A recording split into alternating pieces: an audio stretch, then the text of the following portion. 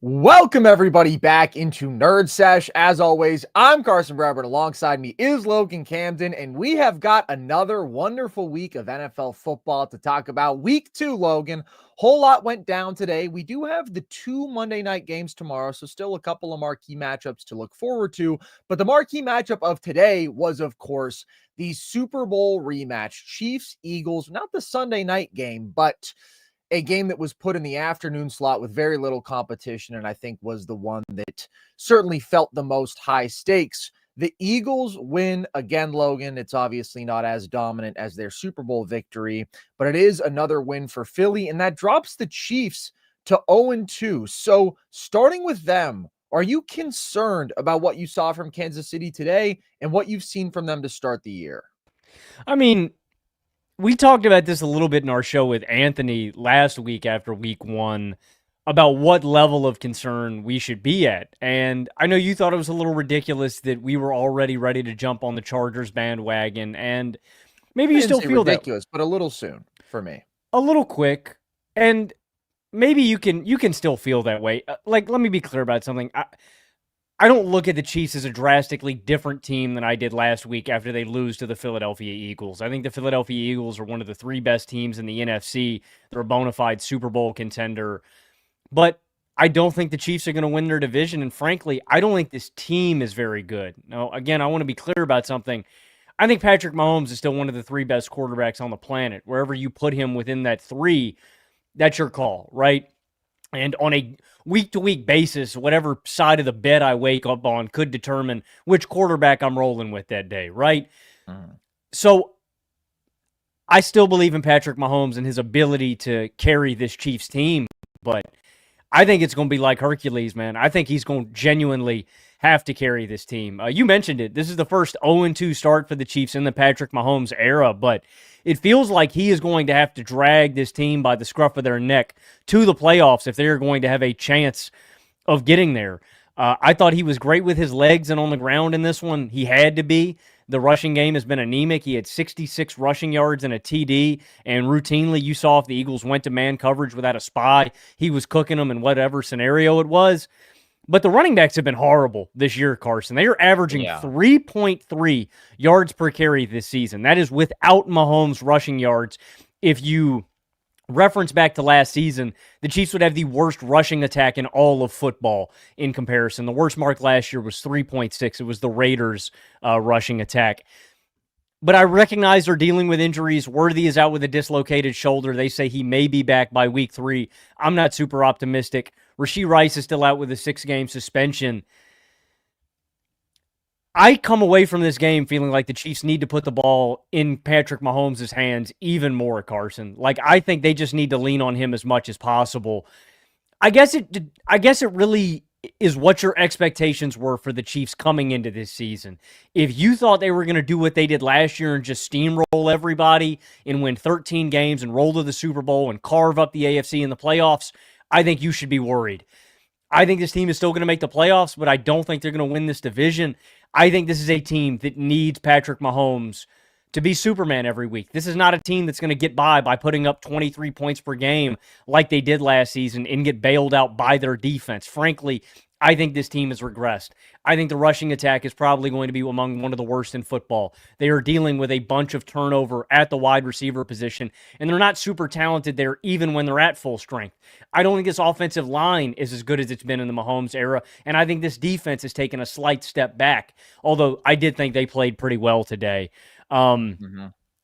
So, yeah, I mean, I'm worried. I don't think this team is the juggernaut that it's been in the Patrick Mahomes era, but I still do expect this team to make the playoffs, and they're still a team that you don't want to run into in the playoffs because they have Patrick Mahomes. I'll say it like this. I think they've lost to 2 Super Bowl contenders, and maybe the Chargers are bordering on that line of Super Bowl contender versus playoff contender, but they're 2 very good football teams, so my panic meter is maybe like a 2 or 3 for the Chiefs. I'm not too terribly worried about them, but I don't think this is a very good football team. That's interesting. First thing I want to clarify is when you talk about me being surprised and pushing back on you and Anthony immediately putting the Chargers above the Chiefs, that's not because I don't really like the Chargers, because I do. I've been a big proponent of theirs all offseason. I had the Chargers winning 11 games, a playoff game. It's more so just because I'm really trying to slow the roll with a lot of the Chiefs panic. So you say your panic level is at about a 2 or a 3. That sounds right to me. And coming into this year, I didn't view the Chiefs as the favorite in the AFC. I viewed them as the third team out of the big three. Baltimore and Buffalo, I both thought were more dynamic. I thought they were going to be the better teams this year. I do think that we have seen some regression from the Chiefs on the defensive side of the ball. Obviously, the offensive explosiveness has just continued to diminish. And even though they were a little bit more effective offensively last year than in 2023, that's been the overall trend of the last couple years. They are no longer winning on the back of elite offense. And I think that we saw some of the reasons for that today. Like you said, the running back play is legitimately abysmal. And I don't know how you can go into the season in 2025 with Super Bowl aspirations with Isaiah Pacheco and Kareem Hunt as your running backs. Like, they are so slow.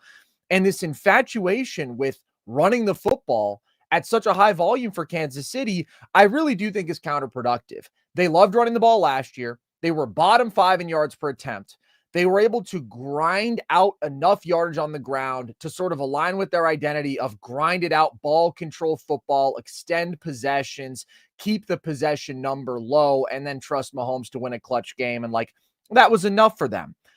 But I do feel like Andy Reid seems to have lost his edge over the league in terms of his creativity as a play caller and his offensive genius. Because I think if you look at the totality of his resume, he makes a really strong case for being the best offensive mind we've ever seen.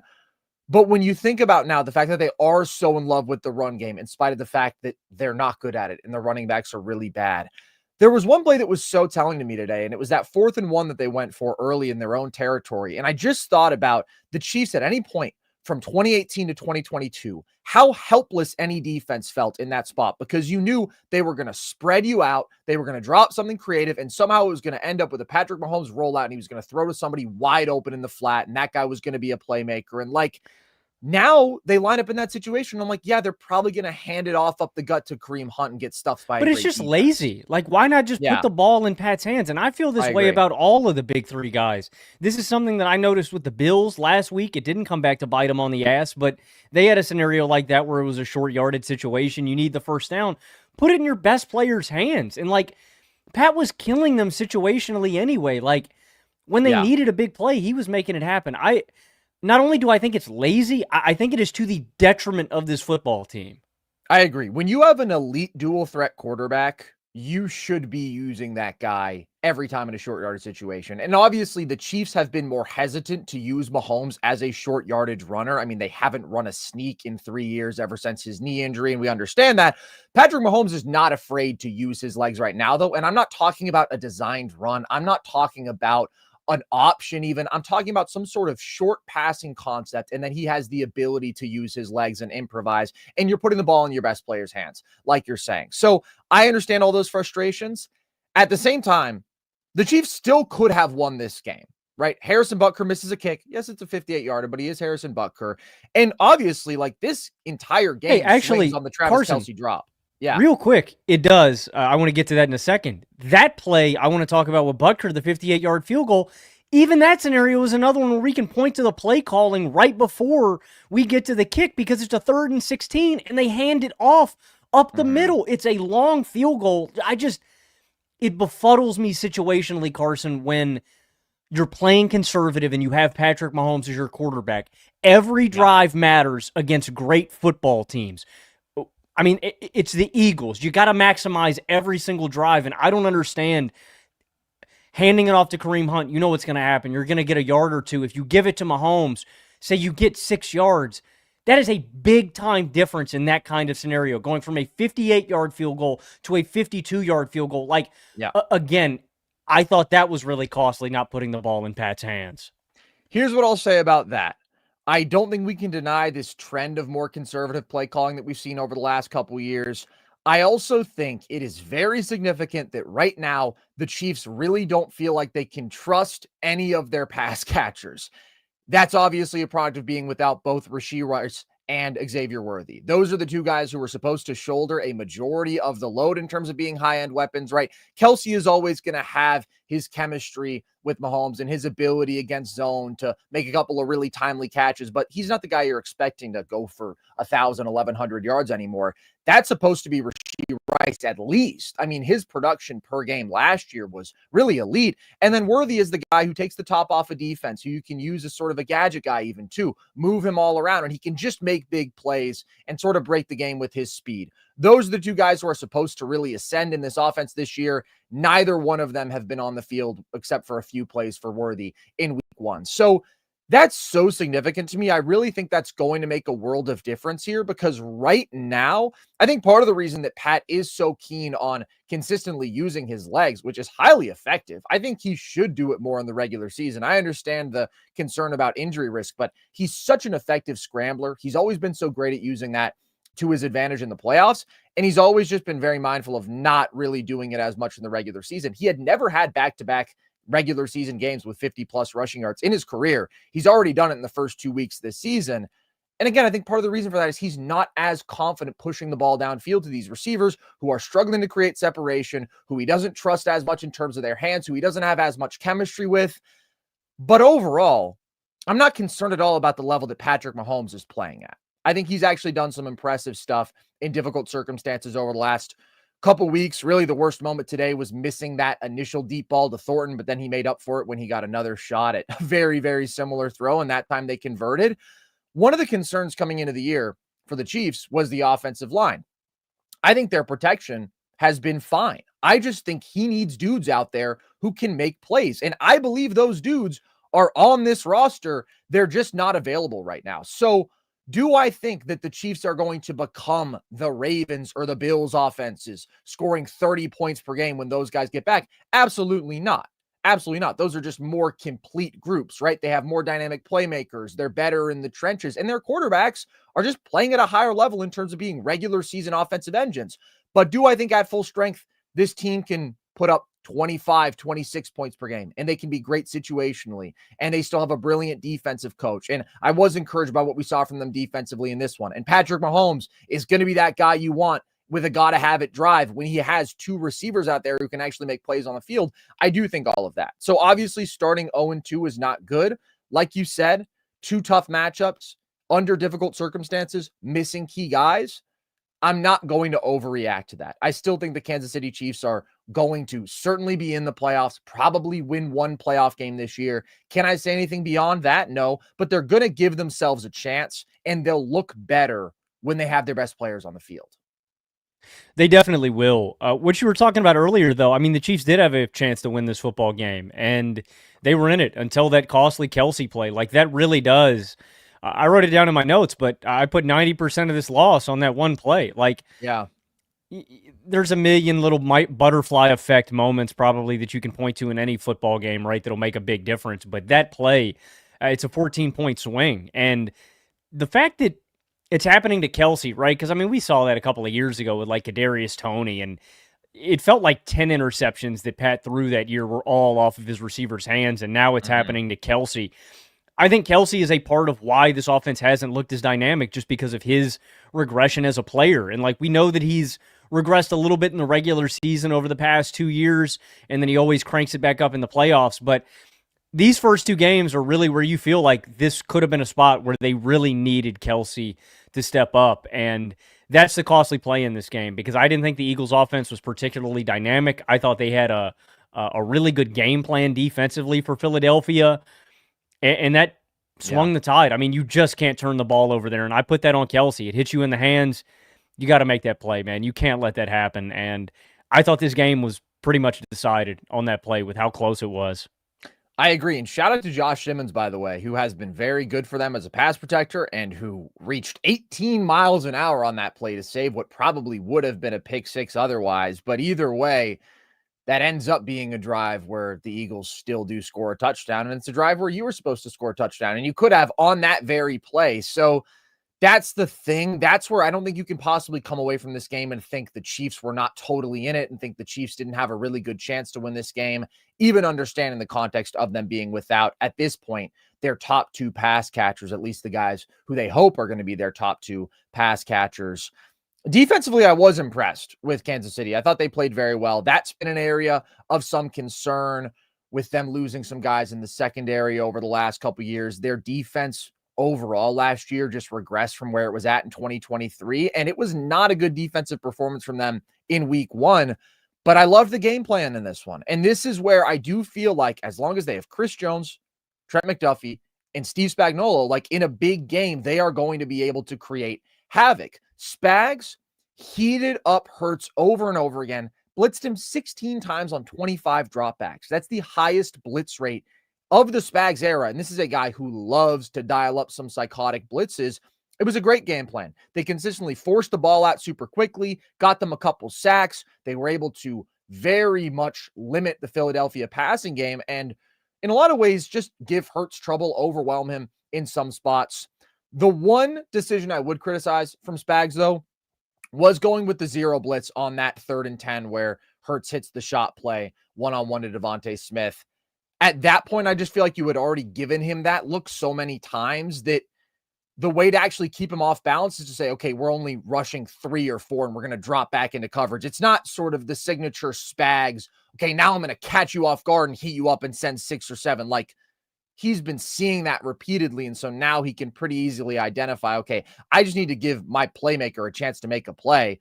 And by the way, Devontae beat McDuffie, and then it was pretty badly underthrown, and then he fought back and made a hell of a play on the ball, and like that's just what really great players do. So that's the one spot where I would be critical of Spags, but overall, I feel like he got the most out of his guys defensively in this one, and it was just a couple of missed opportunities and the absence of a couple playmakers for the Chiefs. But I do think they'll be fine. They just got to get back healthy. How about the Eagles side of this, Logan? What do you take away from this win? Absolutely nothing. I mean, I don't know if you feel any differently. I saw you tweeted about this, and I feel the exact same way. What a boring fucking game. Like, dude, I wanted to take a nap midway through. Like, it just, 4th and 1. Tush push. Yeah. All right, and it's like, I'm with you, dude. I have been a big supporter of the tush push for a long time where I've said, all right, stop them, right? Put your big boys up at the line of scrimmage, stuff them. If you know, because like it just doesn't feel like football anymore, man. And it I don't want to get like too hyperbolic with this, but like it stole my joy in this game. Like I wasn't having a fun time. Like, and I get if Philly fans enjoy winning like that, sure, I guess a win's a win. It's legal in the rule books. I don't know, man. I don't like it as a spectator. It feels cheesy at this point, and it feels exploitative at this point. Like it feels like the Eagles are circumventing like rules where you see guys taking off before the snap. Like, and I don't know, man. It gets called for other teams where I just kind of sat there wondering, like, why is Philly getting away with this? Have they really perfected it, or are they just? Is it like smoke and mirrors? Is it just like a magician who's gotten really good at this trick? Like, I don't know, man. I know it's a complicated topic. I know that it came up in the offseason and teams voted to uphold it. And I was with that in the offseason, but in a game like this, man, it's just like they were spamming it. It just feels cheesy at this point, man. And it was a really hard watch. Like you said it was a hard game to enjoy. And yeah, I'm at this point where I just feel like it should be taken away from the game, and it feels like they're almost cheating. So I want to be clear. I don't at all hold it against the Eagles for running the tush push as much as they do. I obviously don't hold it at all against Eagles fans for enjoying winning a lot of football games. And there is no argument that the Eagles are a great football team. I think last year they were actually one of the strongest Super Bowl champs we've seen in recent memory. I mean, just an absolutely dominant run down the stretch of that season where they won 16 of their last 17 games and kind of mowed over the competition, really mowed over the competition outside of that one pretty tight Rams game in the playoffs. They're brutally effective. There's no question about it, but it's not fun to watch. And this is something that I feel like people often say about great teams. And normally I'm on the side of like, hey man, why are you being such a pessimist? Enjoy it. Because I've been able to enjoy like every iteration of a great sports team in my lifetime. In the NBA and the NFL, I've spent the last year adamantly defending the Thunder and saying, actually, I really love watching them. Last year's Chiefs, right? A lot of people said they hated watching them. And obviously it wasn't as fun as the 2018 to 2022 Chiefs. You weren't getting that sort of explosive offense, but I still enjoy watching Patrick Mahomes play. I always enjoy just the level at which he's operating at the quarterback position. And so I feel like I've always been on the advocate side, but the Eagles really are a tough watch for me. The passing attack is so totally anemic and has been through 2 weeks. And they had 4 passing first downs today, 101 passing yards. And I give the Chiefs props for the game plan, but like it is just a bummer when you think Devontae Smith and AJ Brown are out there on the field. They have an argument for being the most talented wide receiver doing football. They don't get the ball. They don't have opportunities to make plays. They're averaging a combined 52 yards per game. Devontae's at 34 and a half and AJ's at 17 and a half. So they're just grinding it out enough on the ground. And listen, I really like watching Saquon play when he can get out in space and make people miss. He's super dynamic, but that's not what it was today. It was a lot of short runs from Saquon and then 8 tush pushes, man. 8 of them. So it's a difficult topic, obviously, because there is the point about, hey, nobody else is executing it at this level, right? And defenses do have to figure out a way to stop it, or other offenses need to figure out how they can replicate it or whatever. And we have to accept that it's around for another season. But I do think there's a lot of problems with the play beyond just the fact of it has a 90+ success rate. And like, that's boring. Like, it's really problematic how they're struggling to officiate the play, in my opinion, because you just have this massive human bodies all around. Like, I do think it's a non-football play to have somebody line up behind somebody else and push them at the line of scrimmage. Like, I do think that as a principle, but also, it's like if, or not to cut you off, but Yeah. like if offenses can do that, why can't a defensive player use his leverage exactly to jump over the line of scrimmage off of his teammate? Like, I think that equates on offense to defense to me. I agree. And I think it's different than like a live play pushing situation, right? Where you have forward progress that is continued forward as somebody's trying to make a tackle initially, because it's not the design of the play at the line of scrimmage. That to me is different. I agree with that comparison to leverage for a defensive player. But there's issues beyond even that. Like you mentioned it, the false starts where the guards move first. They have to start calling those. I'm not saying it's every time, but it is absolutely sometimes, and it's clearly an advantage. And they're missing these calls, including on a pivotal third down on that final stand. Then you have the fact that you can't see the ball on these plays. And like, to some extent, that's true of a lot of QB sneaks, but it's amplified when you have even more bodies in there and every single person on earth knows that they're running the play. Like the Hurts touchdown review. First of all, I think that actually probably was a touchdown, but they couldn't call it one because they couldn't clearly see the ball. Then you have the last play of the game when Drew Tranquil just like comes out of there with the ball and they're like, did he fumble? We don't know. We can't see what's going on. It's like, what are we doing here? The refs can't be in a position where they're like, yeah, we actually don't know what's happening on this play. There's just so much that is unclear. And there's also so much that is unappealing about it. Like, there's no denying the effectiveness of it. It's the most effective short yardage play in the history of the league. But when you run it 8 times in one game, it's hard not to have some of these issues with it. And not just in terms of enjoyment, but like also understanding some of these actual flaws that it does present to the game. It's a tough watch. It was a tough watch today. And I do think beyond this, like, the reason that I do prefer the Packers to the Eagles when we're talking about the best teams out in the NFC is just because I do feel like there's a different level of offensive dynamism with Green Bay. There's a totally different level of passing. There's an actual vertical passing game. Yeah. Yeah.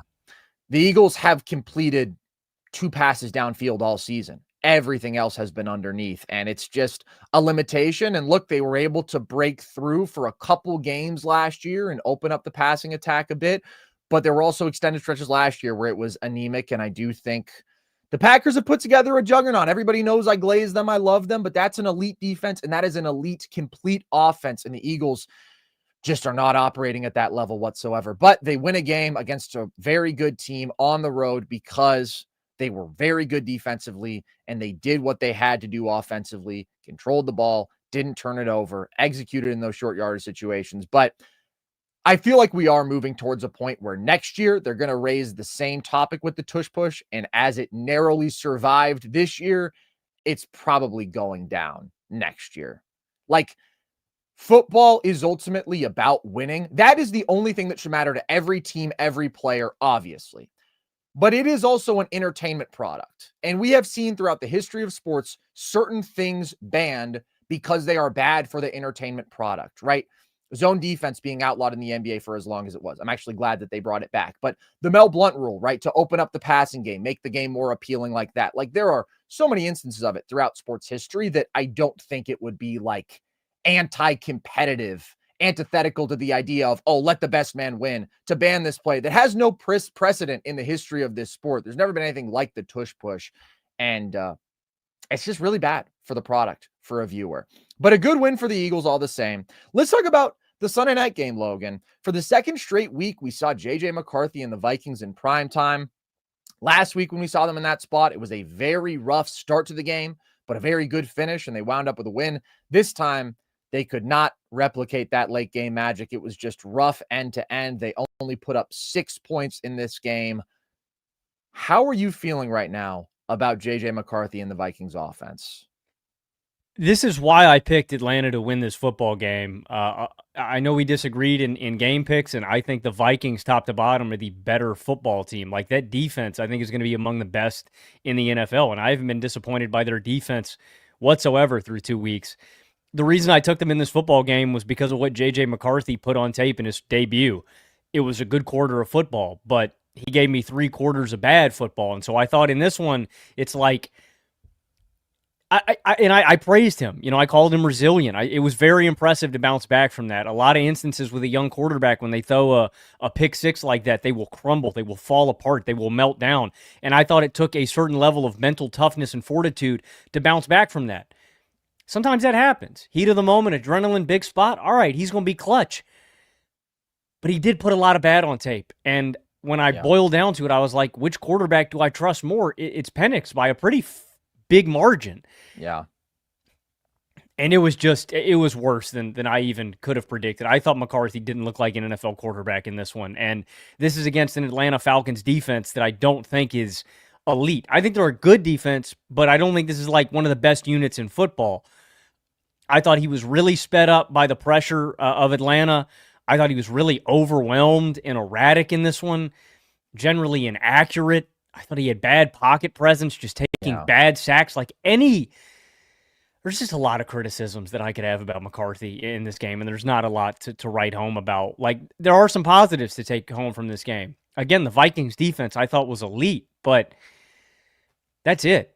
And when your quarterback is the thing holding you back, that's a very, very big limitation, and it's something that's going to keep me from picking you to do any kind of damage in the playoffs in real football games when they matter. And in head-to-head matchups, that's going to be a big swing factor. That's why when we were talking about them in preseason, that's the one knock. Quarterback is the most important position on the field, and when I don't have a lot of faith in you, I just can't bet on your team to do serious things. So, I mean, what, dude? Like, we've seen 7 bad quarters and 1 good one. That's not very encouraging through 2 games of football. And I don't want to beat a dead horse, but he's the one thing holding this football team back, man. And he was horrible in this one.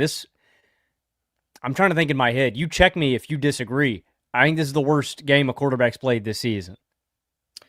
Well, there's a good argument to be made. I think Tua week 1 would probably have that's a good shout. that. That's a good shout. But it's right up there. And what's so concerning about what we've seen from J.J. McCarthy for 7 of 8 quarters, and it's not just that they've been bad. They've been terrible. Well, yeah, his floor is arguably lower than maybe any other starting quarterback in football. And what is so concerning is it's not just like 1 or 2 catastrophic mistakes ruined the game, but there's also some high points to offset that. They haven't moved the ball for 7 of 8 quarters. In week 1, going into the 4th quarter, 7 of their 9 drives had been a 3-and-out or the pick 6.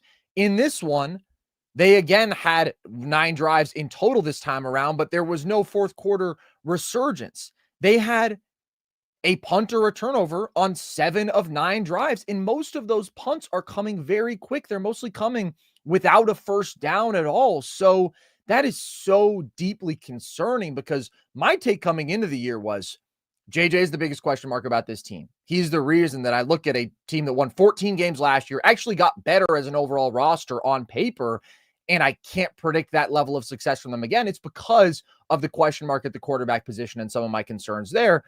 So my expectation was, in this situation, if JJ doesn't look good, that is a very bad sign. Now, do I think the full force of the Minnesota machine is propping him up right now? No, because Christian Darrisaw isn't out there, and I thought the offensive line had some issues, and Jordan Addison isn't out there. And that is a sort of playmaker who puts just the totality of the offensive weaponry here over the top. But you still have KOC. You still have Justin Jefferson.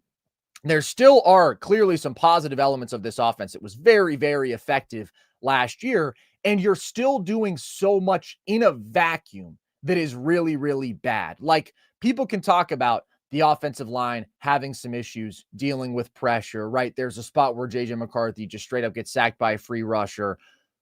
But also, it's the duty of a quarterback to be able to make something happen in spite of pressure, to be able to evade pressure, to be able to hang tough in the pocket and make a throw downfield. And instead, you have this guy whose pocket feel is bad, whose pocket presence is shaky, who's not able to evade pressure. And so that's how you take 5 sacks and a half. He doesn't look like a legitimate NFL athlete out there. Like, we know that he can move a bit, but his arm talent looks well below average.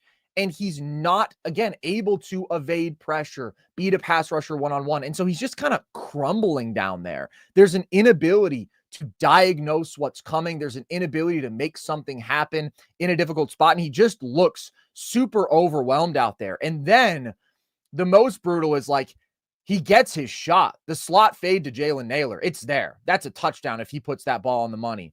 And he just overthrows him there. That's when it gets to be totally demoralizing, but it's extremely discouraging. This is a team that came in with high expectations. They put a lot on a quarterback in his first season as a starter. There's no denying that. But again, they also gave him plenty of reasons to succeed in terms of what they're putting around him. And right now, it just feels like he is unequivocally totally holding this team back. And you think about some of the other options that they did have, not wanting to pay Darnold, I can understand just because of the dollar value, but could you have gotten a discount alternative? Could you have gotten Daniel Jones to come back for another year? I don't know if I thought I'd be saying that, but like, Daniel Jones operating a KOC offense would look significantly better than JJ McCarthy doing that does right now. And to have the only other option be Carson Wentz, it's just a difficult spot to put yourself in. Aaron Rodgers wanted to come play for you.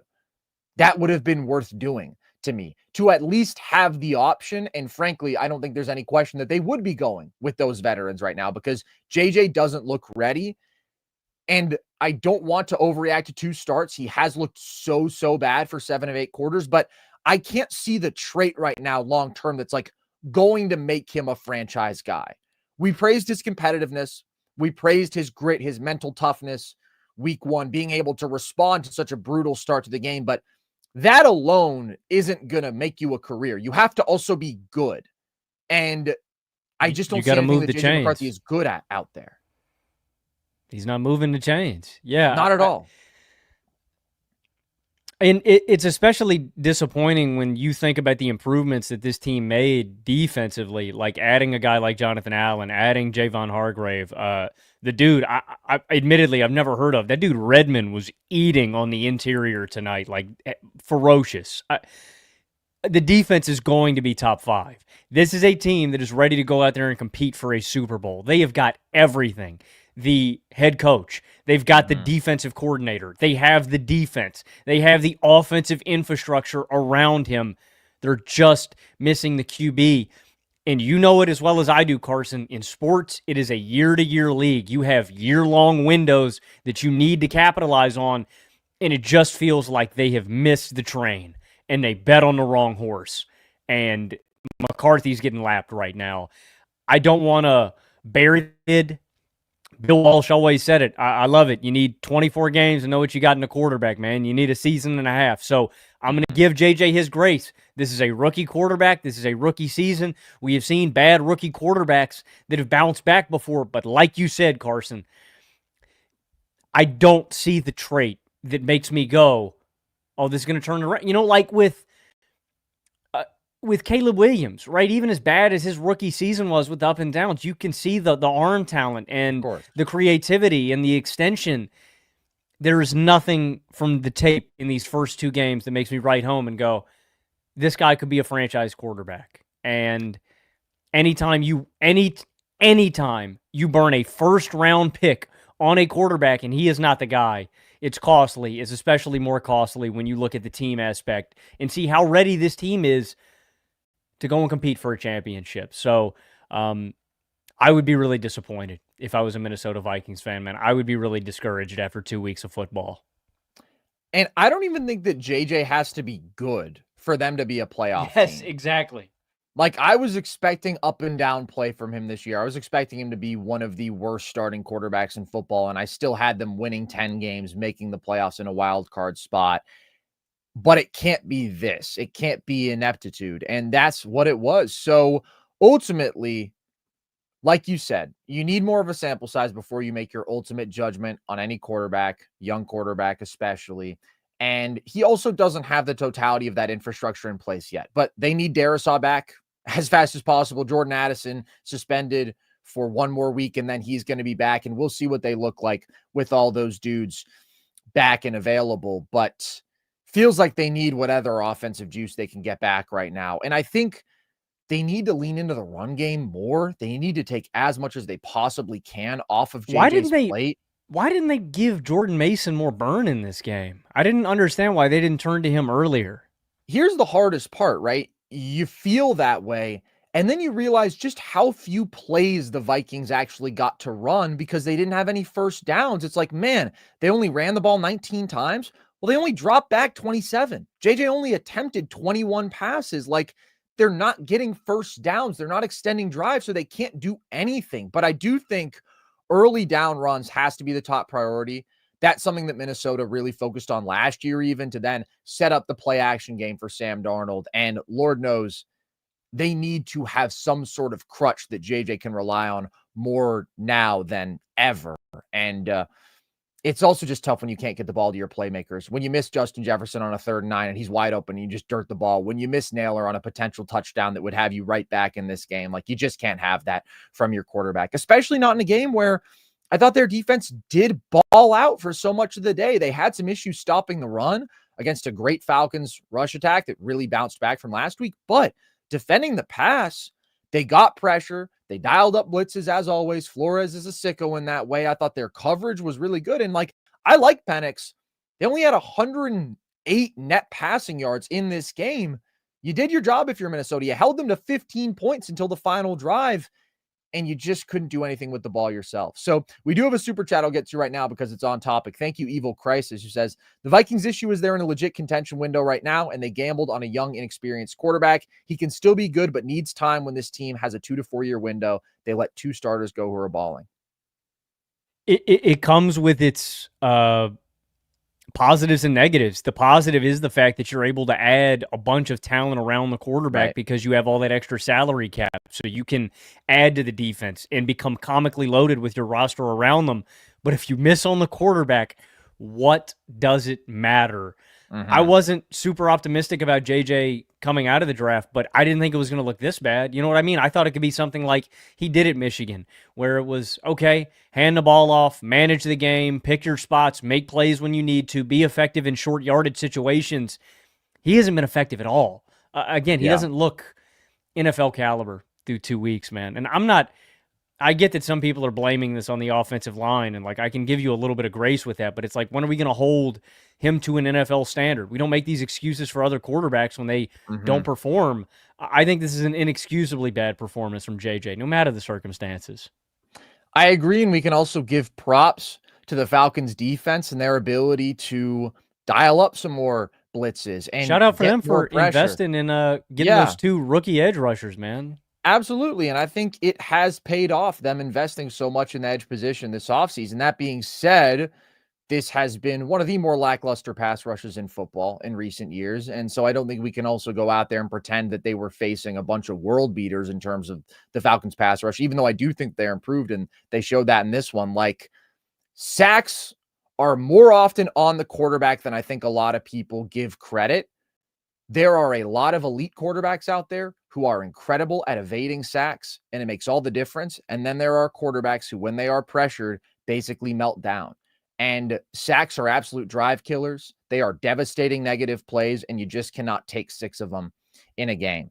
And especially not when you're not doing anything else positive at the quarterback position and you have 2 interceptions and you have whatever he had, 120 net passing yards in this game. It was just a really, really horrible level of quarterback play. So we'll see if they can bounce back, but I can't rule out the possibility of seeing Carson Wentz at some point this year. Because even though he's Carson Wentz, man, we'll see what JJ can get going. But like, KOC is so good, and there's so much I like about this offense. That's why this is so concerning from JJ, because it's not like you dropped him on the Cleveland Browns. You dropped him with one of the best offensive minds in football and one of the best offensive weapons in football, and this is how it looks. Let's talk about the Falcons side of this real quick, though, Logan. You picked them to win the division. This was a big bounce-back win for them. What do you take away from it? I don't have a ton of new takes for the Falcons. The thing I'm really optimistic about is their defense, though. It is against J.J. McCarthy, so take what you want from it. But I thought their pass rush looked more dynamic than it has in a long time in this game. And I thought their secondary looked the best that it's looked in a long time. Like, I thought the Falcons' defense was really inconsistent last season. That's the side of the ball I'm worried about with Atlanta. So the fact that they look good on that side of the ball to me, and we're able to get this kind of pressure on JJ, I thought was really encouraging. And then on the other side, Bijan Robinson just looks like he could be the best running back in football. I know that was a big prediction for you in the preseason, that you thought he could be the yards from scrimmage leader, offensive player of the year. I verbatim, the best running back in football. This could be his superstar kind of breakout ascension. And he's been great these past 2 years. And unfortunately, because Atlanta hasn't been winning a ton of football games, it's kind of gotten swept under the rug. Bijan is such a weapon, and I think he's the best dual threat running back in the game right now when we go in between the tackles and receiving. I know McCaffrey's great. I know Saquon's great. In totality, with the level that he is at athletically and just how important he is to this offense functioning, like he's the engine. Penix is good, and I thought Penix looked okay in this one. He's got to get better in the red zone and putting the ball in there. Like, that is the next hurdle for this Atlanta team. I thought he did a really good job at protecting the ball, not turning it over. That's crucial in a game like this. And I thought he did a really good job of getting the ball out quickly. That's a big difference between him and McCarthy. Like, just not taking negative plays can sometimes be a big difference maker in close battles like this one. So I thought Penix looked all right, but the guy that I'm most impressed with has to be Bijan. Like, he looks like this is, I mean, the exact leap that you predicted in the preseason. It looks like he's taking, and I'm blown away, man. I mean, I think is the best in the game right now. He's incredible. I already think he was the 3rd best running back in football last year, to be clear, but I did think there was a real possibility for him to ascend and take like maybe the consensus top spot by the end of this year. We'll see. Nobody's writing off Derrick Henry and Saquon and what they can do, because they're absolute monsters, but Bijan is a freak. He was an incredible prospect, and he's just as complete as they come at the running back position. I really liked the interview that they pulled with Saquon talking about him, where like he just talks about how Bijan's ability to cut is different from anybody else. And it really is. Like, there's so much that's great about him, right? He's got a great build. He's able to play physically. He's got really great contact balance. He is a great pass catcher, but he also just like teleports around people at impossible angles. And there were so many runs in this game where he did that. And you just wonder, like, how can he cut at that angle with that level of balance, still at that speed? It's insane. Like, he's an alien in his ability to do that. So he was outstanding. He's a flat out superstar. He is absolutely the biggest strength of this offense. Even last week when they weren't running the ball, well, the guy had 100 receiving yards, and he took that screen for a long touchdown early in the game. Overall, for Atlanta, That was really the strength. You got back to doing what you do well, which is the run game. That's been your identity in recent years, and it was good to see them doing that. Algier was also productive in this game. They ran the ball 39 times for 218 yards. So you got to be thrilled with that. It's not a flashy day for London or Pitts or any of the pass catchers, but I do like Penix. Like, I'm just encouraged by what we've seen from him. I thought he certainly played better last week, but I do think that he's got a nice amount of zip on his ball, plays with good composure, solid athlete, just has a good grasp of the game. And when you compare that to the other year two guy across from him, where like things are going catastrophically wrong, I think you have to have an appreciation for just being able to control the game at a mature NFL level. And Penix is capable of doing that. And he's capable of making NFL throws in a way that I'm really not sure that JJ is. So Falcons look good. I think that they are absolutely one of the solid teams in the NFC, but I do think this game said a lot more about JJ McCarthy and how he's holding the Vikings back right now, which is really disappointing. Let's talk about a wild finish, Logan, which we had a few of today, but this was another game that we were split on, and you got me in this one. You took the Bengals to win. I took the Jags. It was a Cincinnati last-second victory. Obviously, big story coming out of this is Joe Burrow leaving with injury. Seems like he may be out 3 months potentially with surgery for grade 3 turf toe. That's obviously very concerning. But before we talk about that, what did you actually take away from the football that was played in this one?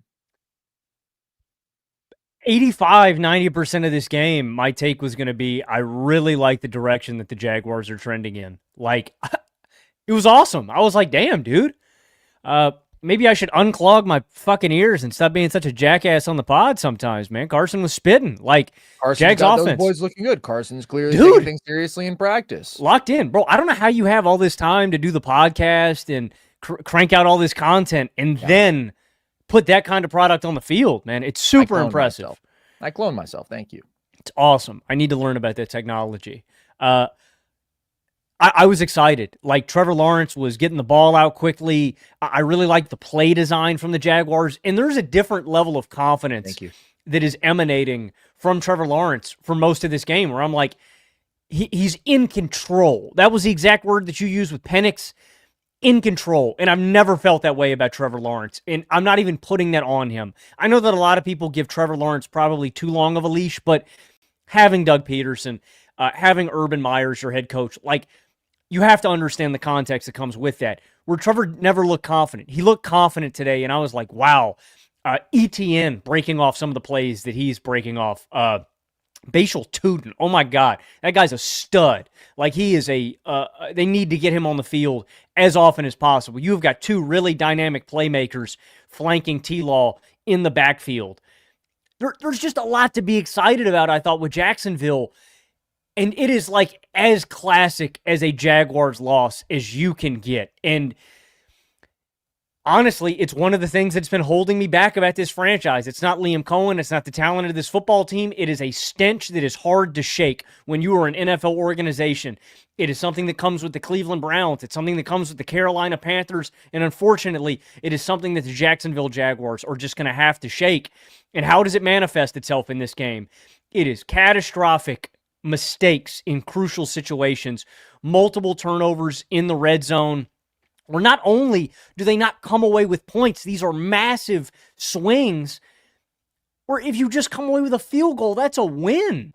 Like, you just have to not shoot yourself in the foot, and that's exactly what the Jacksonville Jaguars did in this one. Shout out Jake Browning.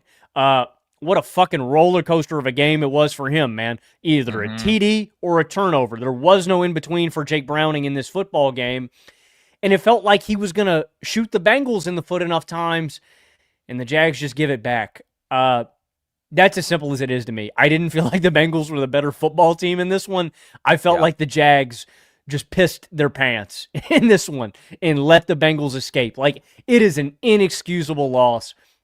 The only reason I picked the Bengals to win this football game was because of Joe Burrow. And so Joe Burrow leaves in this game, and my heart sinks. I said, fuck, Carson got me. And then somehow Jake Browning saves the day. Like, you just can't lose this game if you're Jacksonville. Honestly, Carson, outside of the loss, There's been a lot of encouraging football on tape for the Jacksonville Jaguars through 8 quarters of this season, and I'm excited. But you got to finish games, and they kind of gift wrap this one to Cincinnati, in my opinion. It's a really, really bad loss for the Jags. There were so many reasons they should have won this game. They moved the ball pretty much at will for 4 quarters. They had 400 yards of offense. The screen and the run game were super effective. This is where Liam Cohen is at his best as Logan spits up massive quantities of water. You all good there, buddy? Blown away that much by Liam Cohen's play calling. He is the GOAT. But it is really true, like that dimension to this offense, it's been so effective in the first 2 weeks. Both running backs played very well. You see why they were willing to give up on Tanks Bigsby and send him out of town, because the running back play has been that good. They forced 3 turnovers against Jake Browning. They got a lot of pressure, especially early. Their pass rush was feasting. Obviously, unfortunately, that's how Burrow gets hurt. He gets sacked, but he was getting hit a lot early in this game. Cincinnati offensive line tax, sure, but we also understand the Jags have dynamic pass rushing talents, and it feels like in all these different ways, the components are clicking. Their high-end defensive talents up front are making plays. Their offensive playmakers are now being put in positions to succeed. They had 6 trips in the red zone in this game, Logan. You get in the red zone 6 times, you got to win that football game. And they just blew it in all these weird ways. You mentioned the red zone failures. 2 missed opportunities where they were inside the 10 and they came away scoreless. The first one, Trevor Lawrence throws a bad pick after a great drive. He was really moving the football seamlessly early in this game, and then just one bad mistake, bad decision, bad throw, more so a bad throw than a bad decision, arguably. Just didn't get nearly enough air under the ball. And then you go later in the game. This one, they did come away with a field goal, but at 24 apiece, De'Ami Brown drops a layup touchdown. That should have been a touchdown lead for them. Instead, they have to settle for 3. And then the last backbreaker, 4th and 5, trying to close it out effectively, go up 2 scores. Brian Thomas Jr. drops an easy catch, which was basically at the line to gain. He would have had to maybe get 1 more yard after that, but he just took the his catch eyes. itself was automatic. The catch itself is a 100% catch. He just took his eyes off the ball right at the last minute. You know, was just focused on trying to back into it. And also, I'm glad you bring up that play. I couldn't understand why the announcers were so confused that the Jags were going for it on 4th down. There were a couple of teams that did it, and I'm like, I love the aggression. Don't play around with it. Finish the team off. And it's like, I like that from Liam Cohen. You're not playing scared football. You're not playing not to lose. Trust me. I've watched Mike Tomlin coach for 20 years now. I know what playing not to lose looks like, and it's going to bite you on the ass. Like, I love the aggression. I love the aggressiveness. He's got to make a play there, but there were just too many opportunities and too many chances. Sure. But Liam Cohen was very decisive after the fact. I saw him asked about it because I watch every single Liam Cohen post conference end to end. I don't know. I guess I like seeing myself on camera. I like the sound of my own voice. Sue me. And they asked him about that, and he was like, that's a go in every single model. That's 100% a go. And I think his decision-making was proved correct by the fact that Cincinnati ended up marching down the field and scoring a touchdown anyway. So 3 points wouldn't have been enough. You only would have been up 6, and you would have lost the game all the same, even if you did take the field goal there. And the play was there. And the play was in the hands of your supposed superstar receiver who played like a superstar last year as a rookie and legitimately played one of the worst games I've ever seen from a football player today. Brian Thomas Jr. was so horrible today. He is most to blame, in my opinion, for this loss. There was a lot of weird shit that went wrong for the Jags, but to have a guy who was supposed to be that elite be that awful, like, it was truly bizarre. There's several plays. I mentioned that last key drop, but earlier in the game, potential touchdown catch. He just like ducked away from the ball. Trevor Lawrence's second interception. It was a high ball over the middle. He was going to have to take a hit, but it was a catchable ball. And he does not try to make a play on it. He just shies away, like sticks his hand out, tips it, and that's an interception. He was so terrified of taking contact. He was so contact averse that it like totally inhibited his impact on the game, like to a ridiculous extent. I'm genuinely not sure if I've ever seen a worse football game played by a star wide receiver, because it's not like just the stat line, which was certainly more than underwhelming for him. It was so much worse than that because there are these negative plays where like T-Law is throwing him the ball and he's actively screwing up the play because of low effort and tentativeness. And like, this guy's a great talent, but he can't be terrified going over the middle of the field. He can't be playing with 20% effort on some of these big plays. Like, he's got to turn that around immediately, because week one was a very quiet game for him too, but there were also some missed throws when they were trying to get him the ball. This was an absolute disaster. And I think you can put this squarely on him. And like, week 3, BTJ, lock in, be the player you're capable of being. I've seen some people talk about how like he's all rattled psychologically from this hospital ball in preseason. Whatever it is, dude, you're playing a full contact, full speed sport. And if you are not prepared for that, that's going to ruin your effectiveness as a football player. And it's very strange to see somebody get the yips like that, but they've got to have a conversation with him, and he's got to find it within himself to be the player that he's capable of being.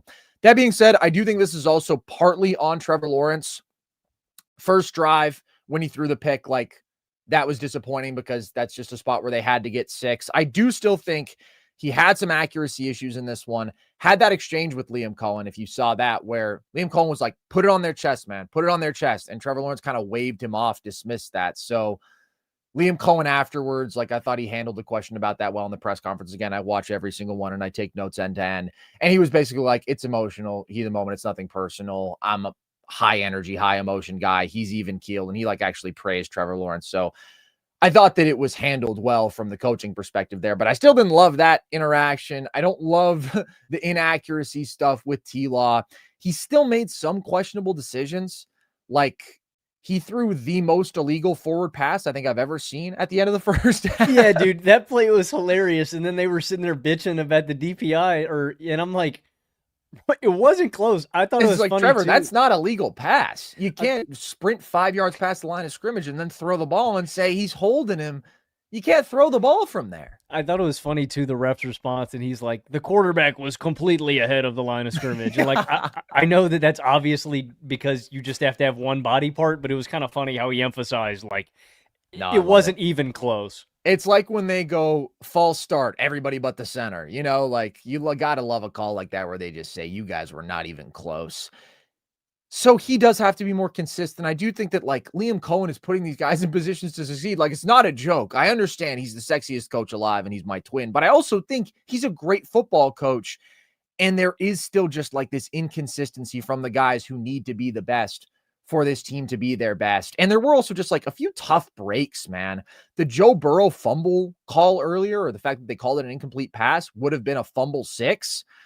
That's a real 50-50 call. They say the arm is going forward, and I can see the case for that, but I also see the pass rusher come in, knock that ball out backwards before the forward motion is really in progress. Like, I don't know. That obviously would have been a game-swinging play.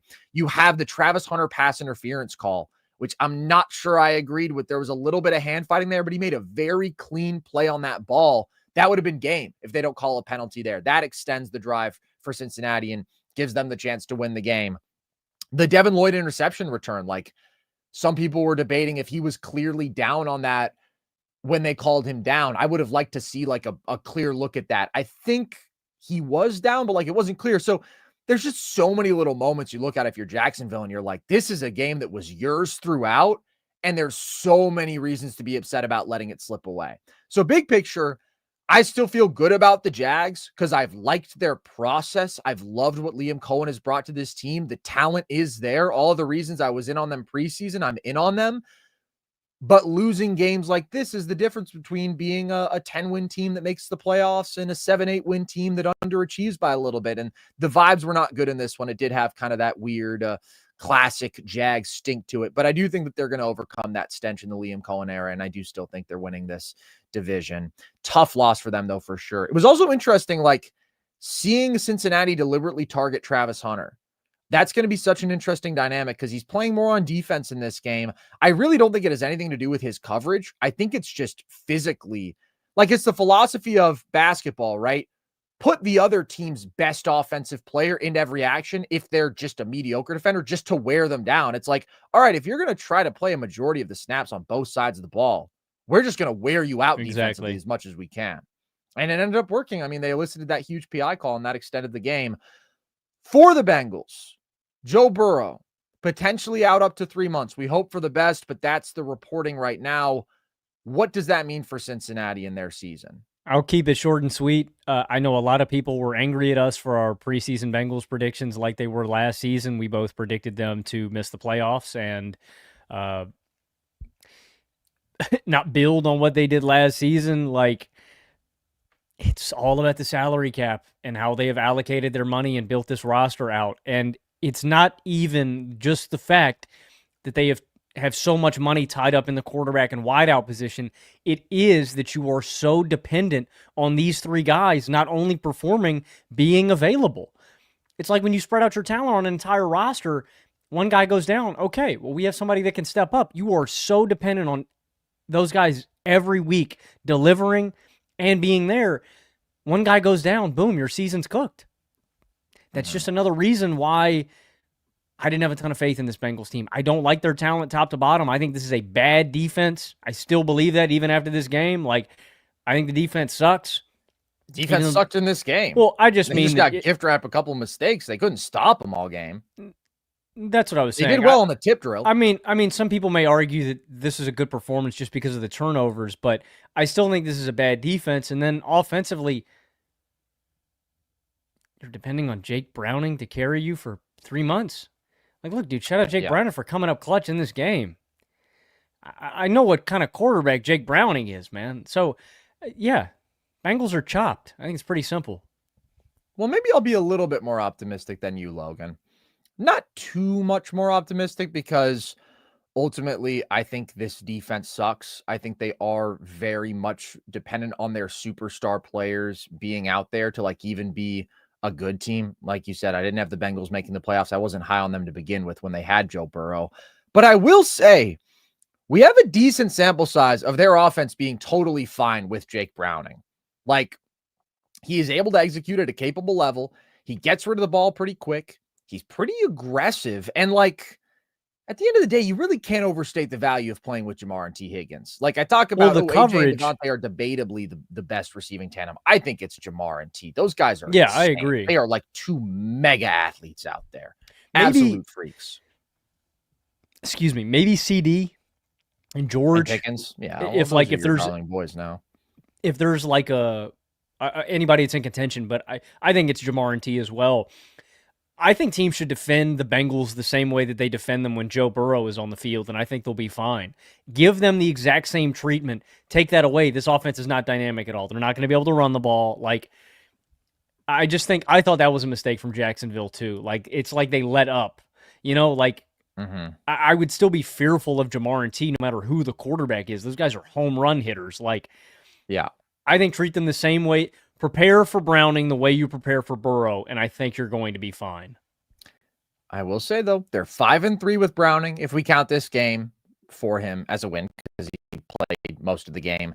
And in those games, they averaged 24.4 points per game. And even with the picks, and like you said, it was a roller coaster with Browning, they actually played better with him today than they were when Burrow was in the game. They moved the ball considerably more. Nobody take that out of context. Nobody take that as me saying that Jake Browning is going to be a Joe Burrow replacement. Like, let's settle down. What I'm saying is 2023, that team was 5-5 when Burrow played. They were 4-3 when Jake Browning played. They won today. Like, they're capable. He's capable. And Jamar and T do a whole lot for your offense. They're gods. This isn't like the Ravens losing Lamar Jackson, where you're like, oh, man, that offense goes from scoring 28 points per game to 18 points per game. It's not that. There's a drop-off, but it's not a world of difference. That being said, if Burrow's out 3 months, you basically need Jake Browning to take you all the way. You need him to get you into the playoffs, essentially, and then Burrow can take back over from there. And I just don't think the Bengals are good enough for that. I just think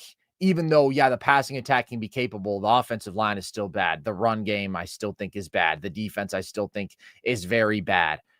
Like, I didn't see them as a playoff team with Joe Burrow. And now they have to go into this upcoming stretch of the schedule where it's Vikings. Maybe that's not looking quite as tough now, but Broncos, Lions, Packers, like against legit playoff teams, I just view them as underdogs. So you could survive the short term with Browning. He can win you games, but if Burrow is out for 3 months, then it's difficult. very difficult for me to see the Bengals making a playoff push.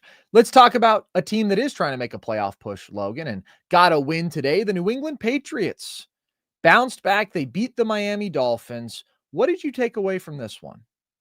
I thought Drake May looked really good, and I think the Patriots are going to be really solid. Like, that's what I thought this team was going to be this year. I know you had them making the playoffs. I thought they were mid, but considering the team that they were last year, winning 3 games, mid is a pretty big improvement. And I thought Drake can mid with one of the 3 easiest schedules in football get you to 9 wins? Yeah, for sure. And with a quarterback like Drake May, I thought people were a little too hard on Drake May after the week 1 performance. Like, again, I thought expectations maybe were just a little too high. This is still a guy who's in his year 2. There's going to be some growing pains. He's not going to play perfect every game, but I thought he's really good in this one, especially, man, when you see what he can do with his legs, bro. Like, he is such a dynamic playmaker, and he's just got that skill set, man. The arm, the accuracy, the composure, but that ability to create out of the pocket, it gets underrated. Like, I was watching the game with one of my friends, and he saw Drake May get mobile, and I had to tell him, I was like, bro, Drake May does this. This isn't 9 yards per rush last year. Exactly. Like, Drake May is shifty. He can get mobile, man. Don't let him get out the pocket. He can. God forbid a white boy got a little bit of motion, man. God forbid. And then I don't really have anything new on the Dolphins. The Dolphins are a dumpster fire. They got players-only meetings after 1 week of football. That's never a good sign. The offense looked better. And, oh, my God, dude, it was such a classic Tua moment. I wish I had recorded it on my phone. Final drive, I go, Tua, it's just about time for your daily interception, buddy. And then, I mean, like clockwork, 3 plays later, pick, ball game over. Classic way for the Dolphins to lose a game. I thought the offense looked better. It was encouraging. Hopefully the Dolphins offense doesn't look like it does. It did week 1, the rest of the way. But I thought their defense got carved up again.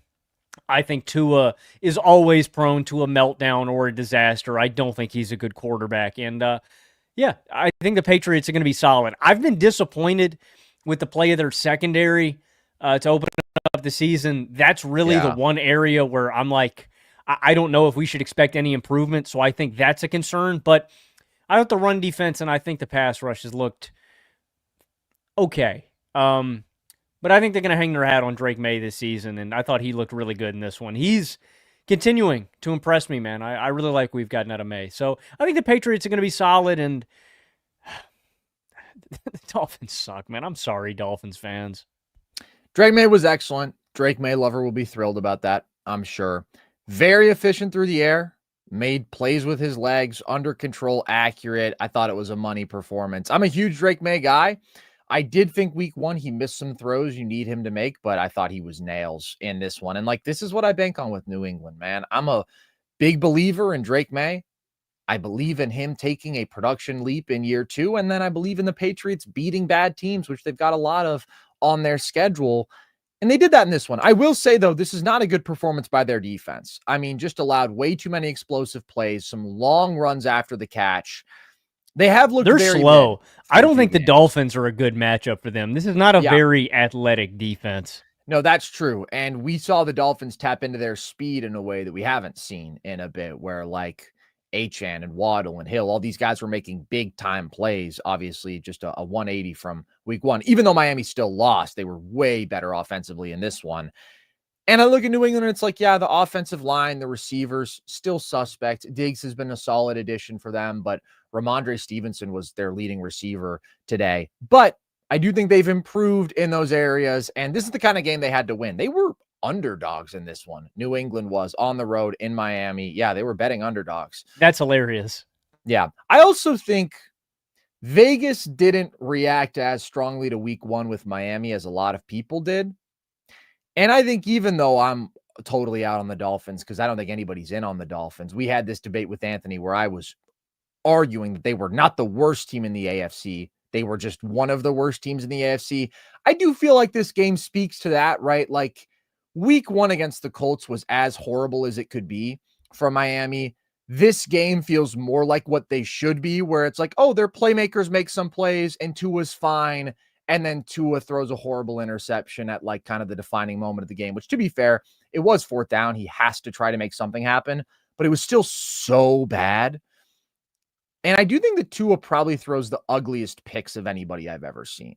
Like, Tua's picks are like, holy shit, what an overthrow, what an underthrow. Why did he throw that directly to a defensive player? Exactly. He just freaks out, and the arm talent is so limited that like he can miss by so much. You mentioned it on the show last week, but Xavier Howard for the Colts came out, and that's what he said about Tua, and it continues to prove itself. You take that first and second read away, and Tua panics, and boom, you got him exactly where you want him. I just don't think he's doesn't have that clutch gene, man. He certainly has that bozo gene. No, he's not good, but he's also not the worst quarterback we've ever seen, which is what he played like in week 1. This was more of the Tua I expect. Fine. The defense, though, looks very, very poor. Bad in coverage, struggling to stop the run. I think that they allowed a score on the first 10 drives of the season because they didn't get a stop against the Colts, and they weren't getting stops early in this game, and they end up letting 33 on the day. Very concerning. So I don't think they're the worst team in the AFC, but I do definitely still think that they are cooked, and this game does not change that. Let's look to another interesting matchup out in the AFC, Logan. Danny Dimes, Indiana Jones, as he's known now, and the Indianapolis Colts get a win over the Denver Broncos, a controversial one last second with that leverage call where they miss a 60-yarder, and then they get another crack at it from 45, and that time they convert for the win.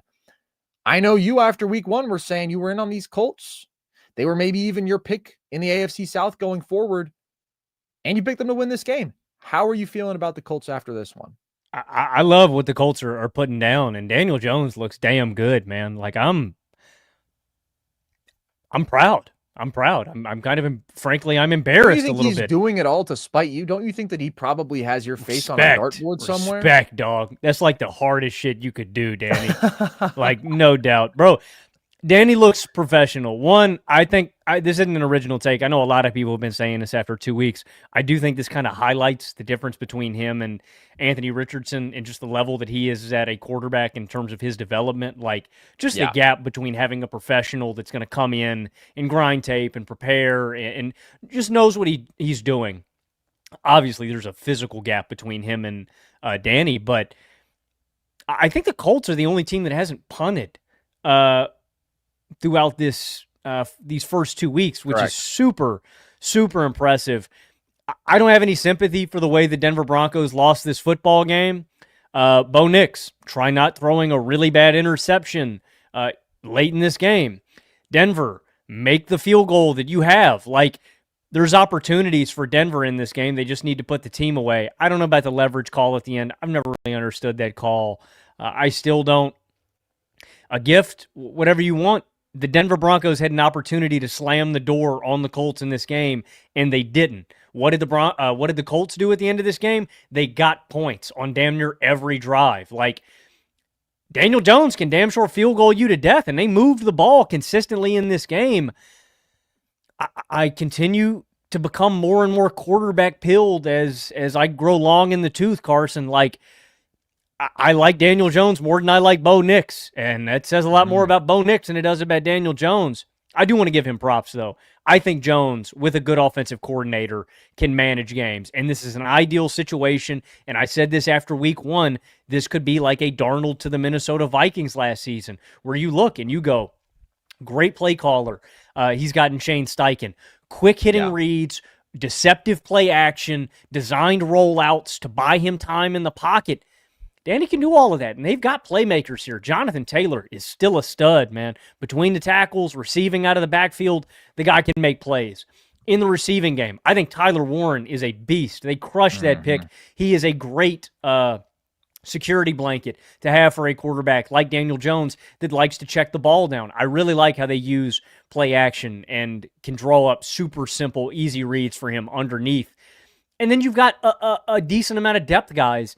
I don't love any of their receivers, but Pittman, Downs, Pierce, Mitchell, there's just a lot of solid guys in that core. And so you look at it all together, and it's like this can be a really good offense. Obviously, Daniel Jones puts a bit of a handicap on your team in terms of explosiveness, like big plays, but methodically, the Colts have moved the ball maybe better than any other team in football through 2 weeks. Like in terms of a consistent drive-to-drive basis, and I thought it was incredibly impressive the way they were able to do it against a defense that I consider to be top 5 in the league. So I'm not out on the Broncos. I still think this is a very good football team.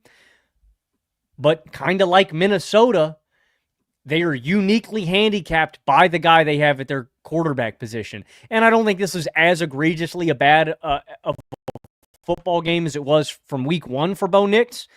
But I still do put a little bit of this loss on Bo Nix. Don't turn the ball over.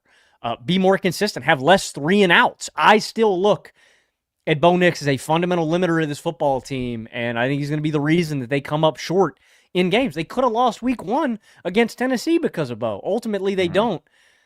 It does come back to bite them in this game, and that's why I bet on Indianapolis to win this one, because I just don't believe in Bo Nix. It's definitely a frustrating loss for Denver just because they did have such clear opportunities to put it away. Their offense definitely looked a lot better than it did in week 1 when that was a pretty disastrous offensive performance. Bo played a good bit better. Troy Franklin made some plays. J.K. Dobbins looks really good. And if he stays healthy, he is just a level of playmaker in this backfield that they did not have last year.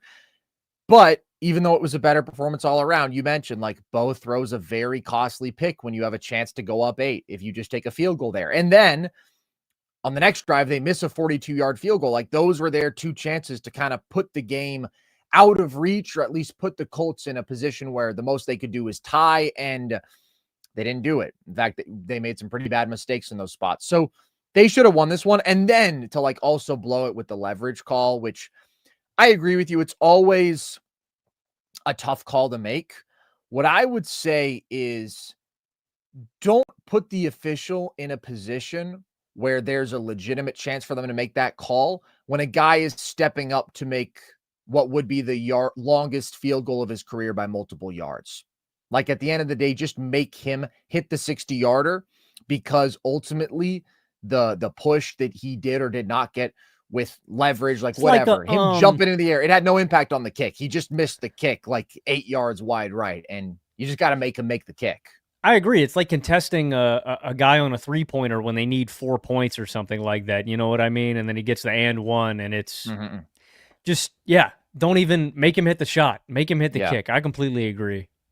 That being said, I do want to apologize to a couple of Colts. Obviously, Indiana Jones.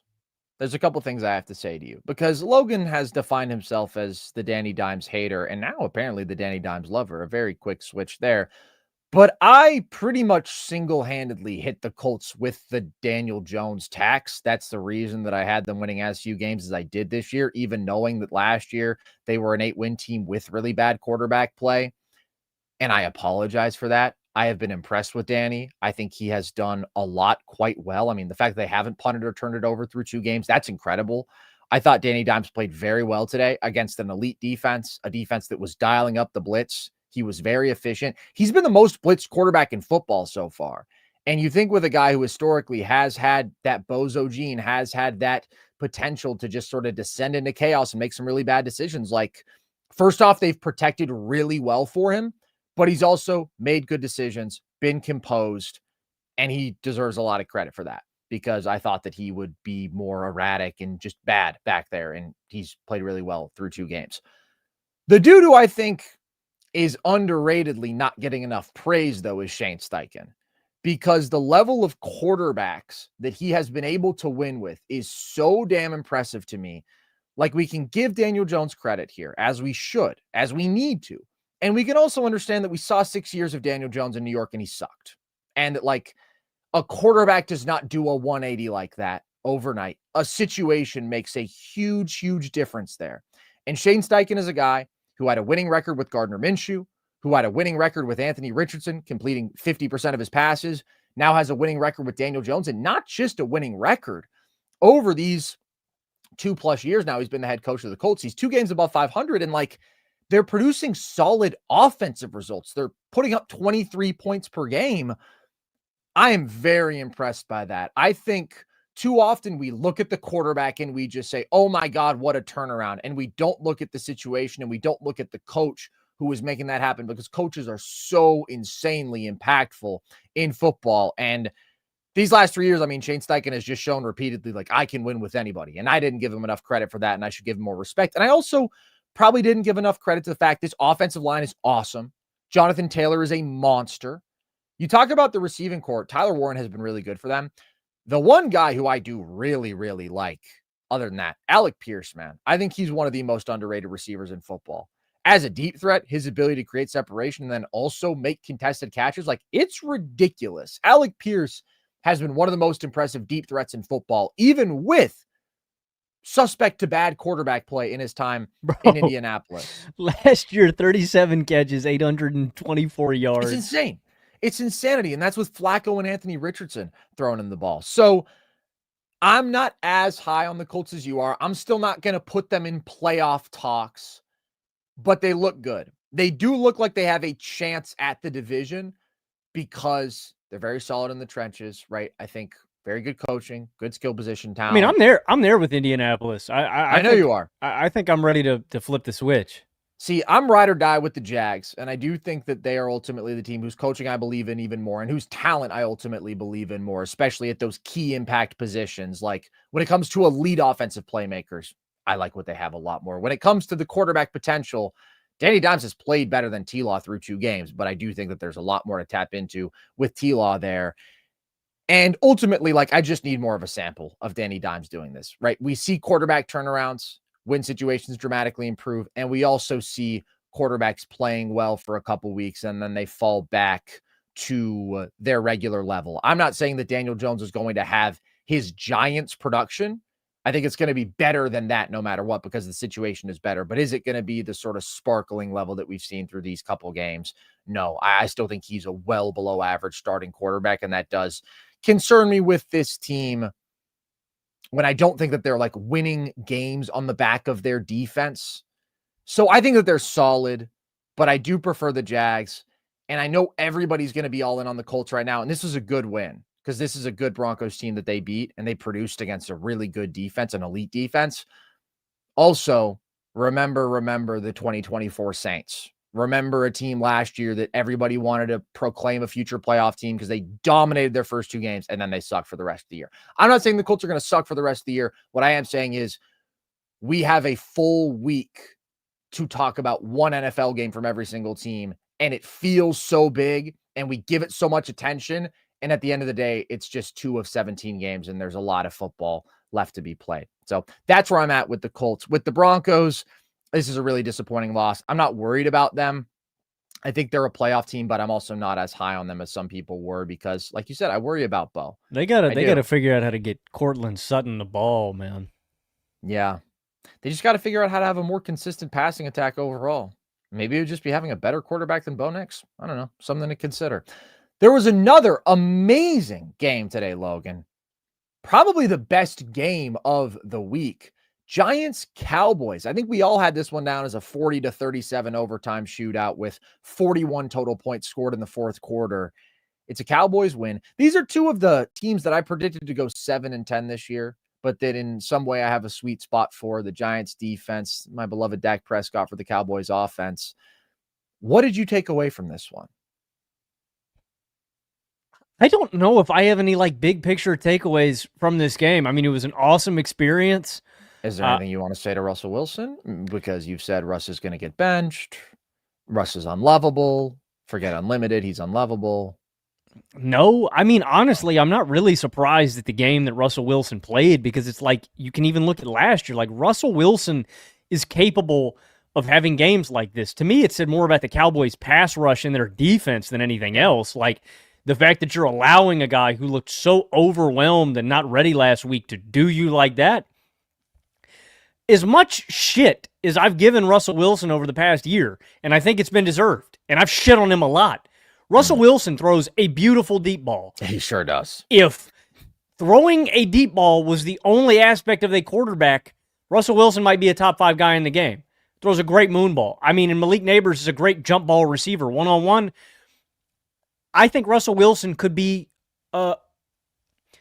a good stopgap this year for New York and what they need. I think he can work with Dable, and I think Dable has needed a guy with a little more experience and maybe a little bit more moxie than Daniel Jones. Like, I think they could be a good fit for one another, and I think Russell Wilson could light it up with Malik Neighbors this year.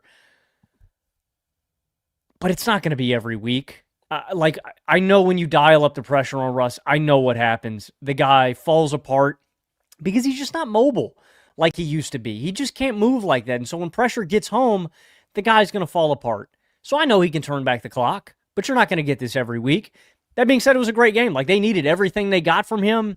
Unfortunately, he does throw the costly interception that loses them this game in overtime, but it was nice. It was a good game from Russ. And then the Cowboys, I expect more dynamic offensive performances like this out of Dak. I thought Dak was moving out of the pocket really well. I thought you saw him spread the ball out to everybody. CD, George, Turpin, Ferguson. I thought everybody ate. Javonte Williams had some really good runs out of the backfield. To me, this said the most about Dallas. Dallas has got a really dynamic offense that I think can be explosive, and then this defense really isn't that serious. And I'm not really surprised at any of the outcomes, but this was an awesome game. Hell no, man. Yeah. I expected like a 35-18 kind of game. The Cowboys drub them. Shout out for the Giants hanging on in this game, and I hope we see more of Scattaboo, man. I think Scat could open up something in this attack. Also, I know you were hating on it on the group chat. I kind of like the platooning from the quarterbacks, man. I don't know, man. I kind of like that look. I thought it kept the Cowboys' defense on their toes. Jackson Dart going out there for a few plays? Yeah, I kind of liked I don't think I said anything about that. Are you in a different group chat with a different Carson? I could have swore you were like, I don't know if maybe it was Gabe or Peyton that was hating on it. I disassociate sometimes, but I don't think I said that. I don't know. I thought it was you that didn't like the Dart Russ kind of back and forth, but check our group chat. Check our private group chat. No, I'm going to get Jarvis on that real quick. Yep, Jarvis, get on that. This was an awesome game. This was discount Ravens-Bills last week. We needed a shootout like that where both teams were hovering around 40. Elite quarterback play, and we got it. Dak was absolutely nailed. You see, this was the highest points per game across the league in a single week since like 1963. Yeah, boy, 63. I mean, when you got Y.A. Tittle out there moving the ball like he is, yeah, they could put up some points back then. These days for the Giants, it's Russell Wilson. But for the Cowboys, Dakota Prescott, Logan, fantastic in this game. No surprise to me, 361 yards, 2 touchdowns, led 4 go-ahead drives in the fourth quarter and overtime. He kept having to win the game, and then Russ kept having to try to win the game, and they were both doing it. They were delivering until overtime. Things slowed down. And then Dak did it all the same. He's just so damn good, man. I mean, I say this all the time, but one of the best pure pocket passers, his aggression and accuracy from inside the pocket, it's so impressive. And he's got the playmakers. Now, I mean, Pickens and CD are both balling. I tweeted about this, but George Pickens' receiving numbers on the year, and he had some big catches down the stretch of this game. They don't tell the story. Bro, trust me. Yeah. Well, this dude is consistently beating people downfield, creating separation, getting a deep ball thrown to him, and then they just grab him and he You cannot guard him one-on-one. Dude, I beat this drum. Nobody watches Steelers games, so I was saying this all last year. It happens every game with George. If you leave him one-on-one and just throw him a jump ball, there's like a 50% chance he's going to get flagged. I remember multiple games last year at the start of the season with Fields where he probably had 200 yards of offense in the first 3 games that wasn't charted because they were on pass interference calls. He's so uniquely great at that. So this is according to NFLpenalties.com. This is not a source that I've used before. I can't speak with total confidence to their accuracy, but I was just like, how many yards has he actually accrued across these 2 games from pass interference penalties? They say 79. For reference, the NFL leader last season was Justin Jefferson with 170 over the year. So George Pickens is on pace to draw about 700 yards off of pass interference penalties if he kept this up. And last year, the leader was 170. So it'd be 4 times what anybody else did. Is he going to keep that up? No, but the man is drawing penalties at a ridiculous rate. And so he's doing more for the offense than the stats would tell you. But he also had some big catches down the stretch. Javonte Williams also has looked really good. I was very skeptical of him, but the run game has been better. The offense just looks great. I mean, the Cowboys are going to be able to put up points, like you said, The defense looked very bad. Their pass rush sucks, no question. They have to find ways to get creative defensively. That's the only way they're going to be able to get stops against actual good teams. But I did still think this was an encouraging game for the Giants. I've been in on their defense. I've been super in on their pass rush. I don't worry about the fact that they let up 40 in this game because I thought it was a really high level from the Cowboys offense more than anything. There was that one really bad draw play that they let bleed them for like 15 yards where they just look kind of gassed defensively. But like, I believe in the Giants defense. Seeing them move the ball at all offensively was what I needed. Even against a bad defense, putting up 37 means something coming off of the inept offensive performance they had in week 1.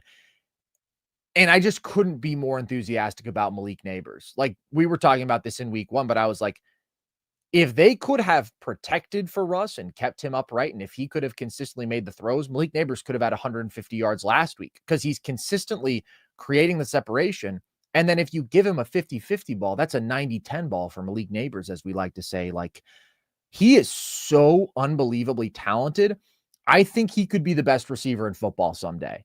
That bar has been set crazy high in this generation with Jettas, with Jamar.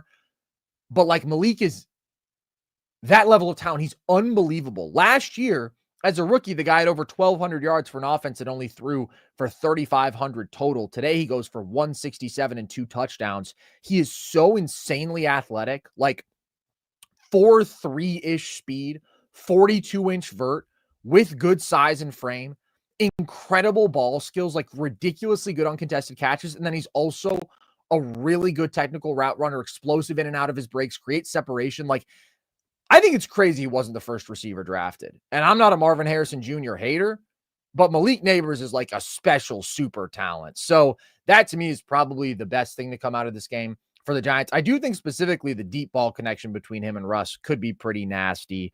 And I think it's encouraging that they were able to protect, like, still no Andrew Thomas, obviously their best pass protector, and they were still able to put forth a much better performance in terms of just keeping Russ clean than last week. And when they kept him clean, he was able to keep hitting those moon balls to Malik and also Wan'Dale Robinson. I think the Giants offense, if they can be capable, they can win some games. And I think their offense can be capable. So, you know, as a sneaky, tough 7-win kind of team enthusiast for the Giants, I liked this game. This was good to see from them. It checked the most important box, which was just, can they put up points? And they did. Unfortunately, Logan, your Pittsburgh Steelers were not able to put up enough points, and they were not able to keep the other team from scoring points. It's a 2-score loss to the Seahawks for them.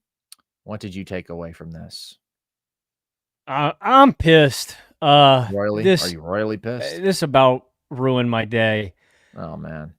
The Caleb Johnson kickoff gaff is one of the worst plays I've ever seen in my life, and yeah, I hesitate to do this sometimes. I do put this squarely on the shoulders of the coaching staff. I don't know who is responsible for this. Like, this speaks to an extreme lack of preparation. Is there a punishment too severe for whoever is responsible?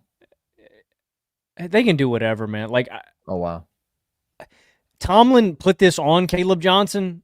I mean, like, not like he didn't lambaste him, but he was like, it's an inexperienced play, like from a young player. Caleb obviously didn't know the rules or what was going on. That is a gift of a touchdown if I've ever seen one. The other big play in this game was the interception that Rodgers throws in the end zone that goes off Calvin Austin's hands. It looks like it's intended for Pat Freiermuth. Either way, that's a big swing play in this game. Ultimately, I can deal with some gaffes.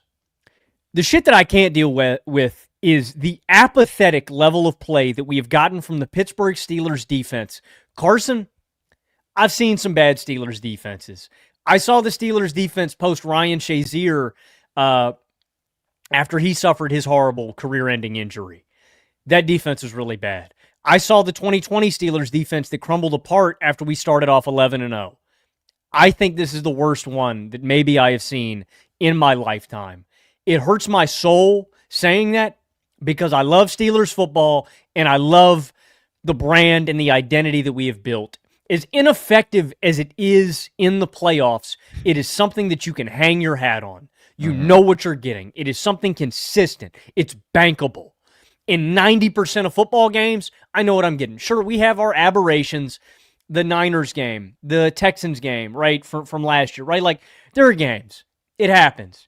Defenses can't shoot 100%. But 90% of the time, the Steelers are going to hold their opponent to under 20 points, and we're going to eke out enough wins. I can't bank on that anymore. This Steelers defense is fucking bad, and it is going to piss me off the rest of this year. Seattle, 31 points. You know what? The Caleb Johnson gift TD? Okay, whatever. 24 points. I'll give you that, Pittsburgh. 6.2 yards per play allowed. Inexcusable. 7.9 yards per pass allowed. Inexcusable. Against the Jets and Justin Fields, who I think completed 3 passes today against the Buffalo Bills. 32 points, 6.4 yards per play allowed, and 9.2 yards per pass allowed. This team gets no push up front. Our defensive line sucks. I know that Highsmith leaves with an ankle injury. I don't care. We've still got TJ Watt. We've still got Cam Hayward. We've got Keanu Benton. And people have been telling me that these guys are difference makers. I've bought in. I still thought that they were difference makers. They're not. TJ looks old. He just doesn't look like the same player. Cam Hayward looks really old. He really doesn't look like the same player. And there is a severe lack of difference makers on the back end of this team.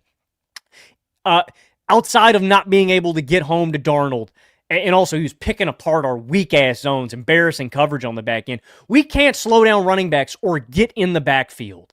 Like, this is the most Swiss cheese Steelers defense I have seen in my life. We look old and slow. Guys are wide open. And I can't stress it enough. This has been the backbone of the team for the last 3 seasons. Oh, I thought you were going to say 55. Maybe. Whatever. You can extend it to how long. It has been the identity of this franchise. Over the last 3 years, they have posted 3 top 10 defenses. Number 6, number 10, and number 8. And if you remember, Carson, I know you loved preaching about this stat. If we look at the 2021, 2022, and 2023 season specifically, they are the 3 of the 25 worst 9-win teams by point differential in the Super Bowl era. The 21 Steelers had a point differential of negative 55. They won 9 games. The 22 Steelers had a negative point differential, negative 38. They eked out 9 wins. 2023, they had a point differential of negative 20, and they still won 10 games. And if we just shrink that window from Super Bowl era to post-2000, they have 3 of the 12 worst 9-win seasons. It's embarrassing. They can't protect up front for Aaron Rodgers on the back end. So basically, I have said all of this to say this formula is unsustainable. It's very different from years previous. But they don't have anything game to game that I can rely on. This is going to be the most inconsistent Steelers team since 2000. There is no doubt in my mind. I think we're going to have some high highs with Aaron Rodgers where maybe he turns back the clock and gets in his time machine and we explode for 30 points. But this defense can't stop anybody. And a Steelers team without a defense is a bad team. After 2 weeks, I feel like this Pittsburgh Steelers team is a bottom 10 team in football. Wow. I'm pissed. My heart hurts. I'm angry, and I want everybody gone. I want a clean house. I am up to my limit, and we are 2 weeks in the season. I can't watch this defense, man. Like, they're bad. The Steelers suck, man. I don't have anything encouraging to take back. If we can't protect for Rodgers, we're cooked. This team's chopped, man. And I said it, man. I'm done. I'm going to give myself work. It's too late for this, man. I'm pissed off. I'm so sorry, Logan. A Steelers team that can't play defense is really no Steelers team at all. And I see that pain in your eyes. And I see that they've dishonored you as a fan. And they've dishonored the identity of the city of Pittsburgh. Grit, steel, the working man. Let's get some stops. Points overrated. Let's keep scoring low. Let's win with special teams. And they're betraying you in that way. It is always kind of funny to me how high your standard for defense is. Like, you talk about like the worst Steelers defenses you've seen. And I just looked it up. Like, the 2020 Steelers were 3rd in scoring defense. The 2017 Steelers were 7th. Now I know what you're going to say. I think the 2020 down the Steelers stretch, were they were 20th, bad, weren't they? No, maybe that was the next year, but I just looked it up. And I know they both had very bad playoff defensive performances and they regress down the stretch or whatever. But I do think that that's funny that that's your bar for a bad defense. Sorry, no. I misspoke. I meant the 2021 Steelers. That defense was worse than the 2020. I thought you were talking about 2020 because that's when they did fall apart, but them up. The 2021 defense is who I meant to say.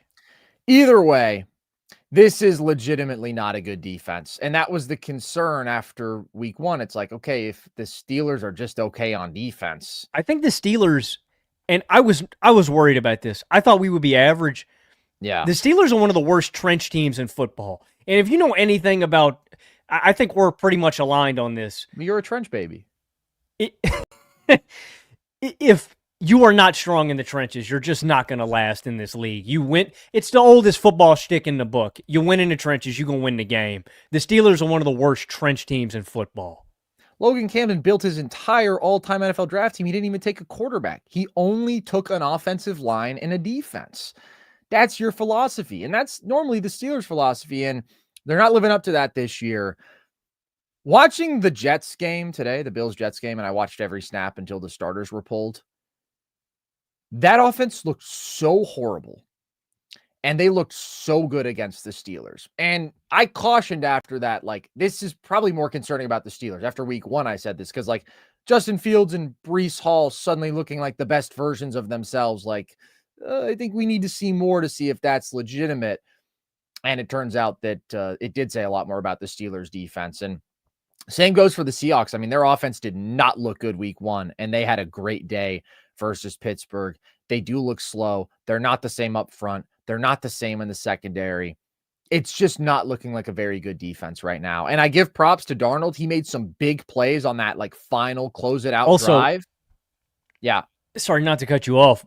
I don't understand the all-out blitzing from Terrell Austin, dude. We're blitzing with 6 or 7 guys, and we're leaving Darnold like these easy, wide-open reads. And even when we blitz, our guys aren't getting home. That's really problematic to me. Like, the strength of this Steelers team has always been we can get pressure with 4 and we can drop everybody back in coverage and cover basically the entire field up. We can't even get pressure with 7, man. Like, yeah, I'm just disheartened. I see the vision because if you think about what the Lions did to him in the last game of the regular season last year, there was a lot of all-out blitzing there, a lot of zero blitzes, and they ruined his life. And they were able to get so much pressure and so many sacks, and we know that's a limitation of Darnold's taking too many bad sacks. So I can see trying to replicate something like that. But, I mean, the one that stands out in my mind is on that drive at 24-17. I think it's 3rd and 9, and Patrick Queen is a free rusher, and Darnold just makes a miss, spins out of it, and then somebody's just wide open in the flat, and it's like a big catch and run. Like, that's a really good play by Darnold. That's also a really big miss for the Steelers defense. And then JSN gets one-on-one coverage, and they connect on a deep ball. Like, again, props to Darnold for making those plays. But then the worst of it all, man, that game-ending 3rd and 20. I mean, that is just not Steelers football. To just have that sort of apathetic, slow-moving, terrible technique, nobody can make a tackle. I see the sorrow in your eyes, Logan. And I'm sorry, I'll try to move on quickly, but like that was their last chance to stay in the game. And it was truly horrific. I just don't see anything hopeful for me as a fan the rest of this year. Russell fucking Wilson had me fired up last year. Justin Fields had me fired up. Even when we hit that 4-game skid at the end of the season, I was like, there's a chance. Yeah. There is no chance with this football team. I think they're going to win 6 games. Wow. It's possible because they are looking extremely mediocre. And even though the offense looked quite good in week 1, and I do think the offense has improved from recent years, it's still a mediocre offense. I think you did see some more of the limitations today, right? Like, you really do have to keep Rodgers clean. You have to protect him because he just can't create out of structure. He actually moved around a little more today. The throw that he made to Freiermuth was actually really impressive on the run, but he just looks so brittle in those spots. Like an old lady. He does. I don't want him to get hurt. I want to protect him. I'm going to wrap, but please, do you need a beat? When Seattle is getting push on you offensively and defensively, that's a problem. Yeah, it is a problem. I don't want to overdo the Caleb Johnson thing, but that's the worst special teams mistake that I've seen in a minute, I feel like. And just considering that you're the Steelers and you always win these games with negative bro, point how do differentials you on the year with defense and special teams, how and do you've you got that see big, all those dudes running down yeah, the field, I don't sprinting for the understand ball, it. and you just are like, I really don't understand it, because somebody correct me if I'm wrong on this, but my understanding is that even with the dynamic kickoff, like, it doesn't change the fact that if you attempt to field the kickoff return in the field of play, not in the end zone, and you muff it, even if it goes out the back of the end zone, that's a safety, right? yes. So it just doesn't make any sense to me that you would neglect the ball to say, that's fine. Worst case scenario, it's 2 points for them and they get the ball. Or I guess also they could get 7 points. Like, that is really terrible coaching. Where's your old grandpa? Where's the 80-something-year-old guy who celebrates when they block all the kicks? He didn't croak, did he? No, I think Danny Smith is still with us, probably chewing 49 pieces of gum. Yeah, well, he didn't do his job in this one. That's really bad. And it just felt antithetical to Steelers football. And I'm worried for them because, like, these games are the difference between 6 and 9 wins for the Steelers. Like, they have to be the team that wins on the margins. That's what they've been doing in the entire post Big Ben era, or even, starting in 2020, these last 5 years, that's what they've been doing. And they just didn't do that. They gave away this game on the margins. A red zone turnover and a special teams touchdown given up and poor defense when you need it most, especially. It's really bad. So they're not going to bottom out. They're not going to suck, but I can't rule out 6 wins. I don't know. We'll see what happens with this defense. I know that there's a lot of reasons to be frustrated with Tomlin. I also respect a lot his ability to normally get the most out of his talent. So we'll see if there's something of a resurgence here. But if you compare the first 2 offenses they've faced and how they looked playing not the Steelers compared to how they looked playing the Steelers, it's really, really bad. It's a really bad look. We've got a handful of more games to talk about, Logan, but we'll kind of breeze through these ones more. So the Detroit Lions, big statement win. Lots of people hitting the panic button. They say pump the brakes. We got a big win in us over the Chicago Bears, and they hung 52 on them. What did you take away from this? B2A built to ass. I mean, they took out all of that ass beating they got from Green Bay and put it on Chicago. To me, honestly, this didn't say the most about Detroit. I thought we learned more about Chicago from this game, and specifically Chicago's defense. They're just not playoff caliber. Yeah. The fact that Green Bay was able to dominate Detroit in the trenches so much and just swallow them up in coverage. And don't get me wrong, like, they let Goff, I thought, get settled. And normally, Goff is a guy that when he does get settled, he just plays better and better. He's one of those tempo quarterbacks where, like, how he starts really determines how he's going to play the rest of the way. And I just thought he got comfortable. He never looked rushed. The Lions were able to keep him clean for basically the entire game. Really got the play-action game going well. Gibby and Montgomery were dynamic in this one. Like, it just felt like classic Lions from last season. That's how I thought they were going to come out week 1 against Green Bay. But considering how they looked against Green Bay, I do think this said more against Chicago, where Detroit is probably going to beat up on bad football teams the way they did last year. And that's what I think Chicago is. I think they are a bad football team. Amon-Ra really got going. Gibby looked good. And shout out Isaac Tesla, dude. Like, he's a difficult catch merchant, though. He's the contested crazy. catch goat. It's ridiculous. 2 catches, both of them one-handed snags. Ridiculous level of difficulty. That kid's a beast. I mean, just a spoil of riches for Detroit in terms of talent, man. You got another dog in the receiving core. You already got Amon-Ra. You already got Laporta. You already got J-Mo. Now you got this kid. They're just loaded. So I think I may have overreacted a little bit in terms of Detroit. Now, I don't think I overreacted in the sense that I don't view Detroit as a Tier 1 Super Bowl contender in the NFC. I think Detroit is a Tier 2 or Tier 3 team. I'm going to have to look at the NFC rankings to determine exactly where they are in that hierarchy. So, I'm not going to do a 180 and go back to where I thought they were in the preseason.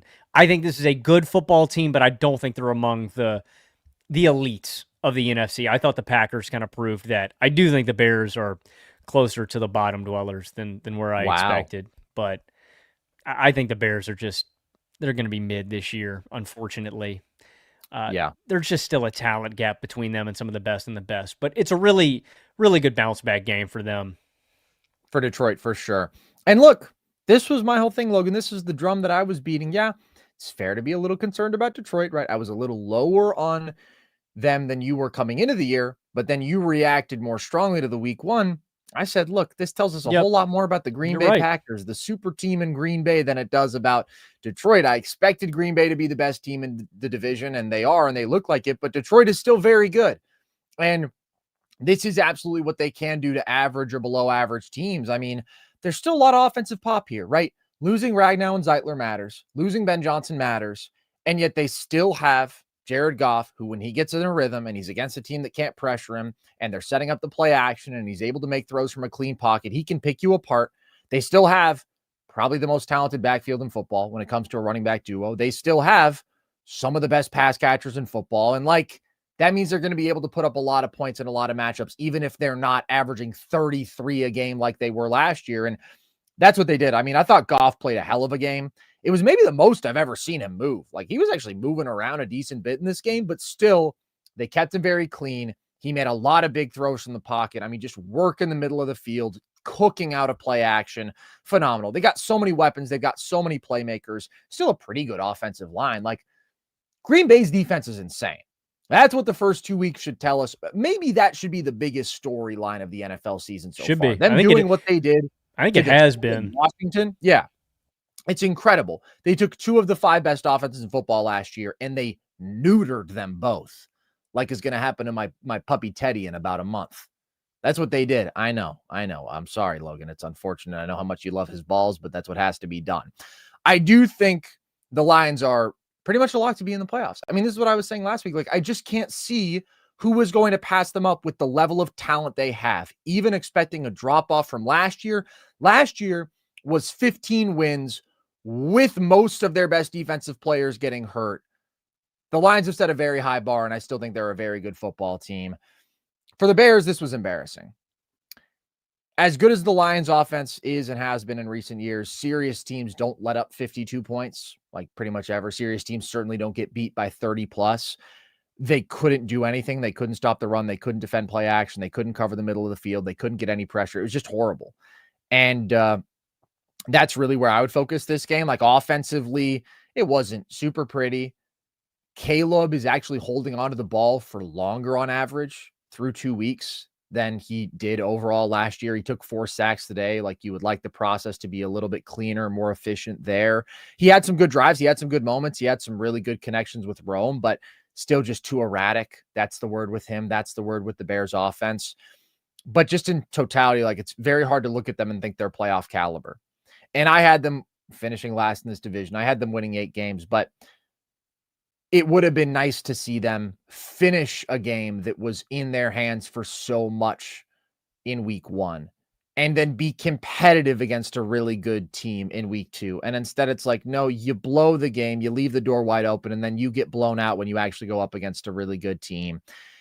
How many years is the cultural reset going to take in Chicago, Logan? How many years are we going to say great offseason, and now they brought in a head coach who we all love, and they're putting the offensive pieces together, and they still come out and it's very underwhelming. And I'm not saying the Bears are a bad team, but they're not looking like a playoff team, that's for sure. And they're not looking like a team that is super close. And my only hope was that they would be close, and they're not there right now. And they can get there. They have the talent. I do love Ben Johnson, but this is just a beatdown that really good teams don't take.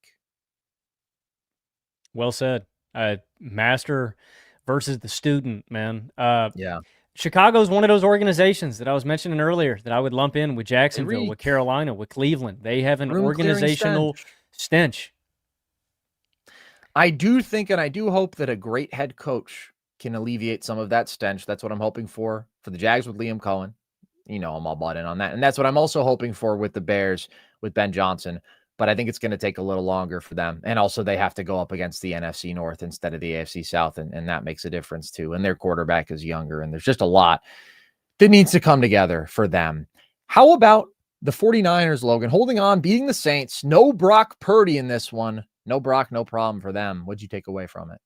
Yeah, I thought Mac Jones looked really solid. I thought Kyle Shanahan had a really good game plan for them. I mean, to be this shorthanded and to still win, even if it is against the New Orleans Saints, it is impressive. You know, you're down George Kittle, Purdy's out. There's one more big one that I'm spacing on right now that somebody else was out, but I thought it was a really good game plan.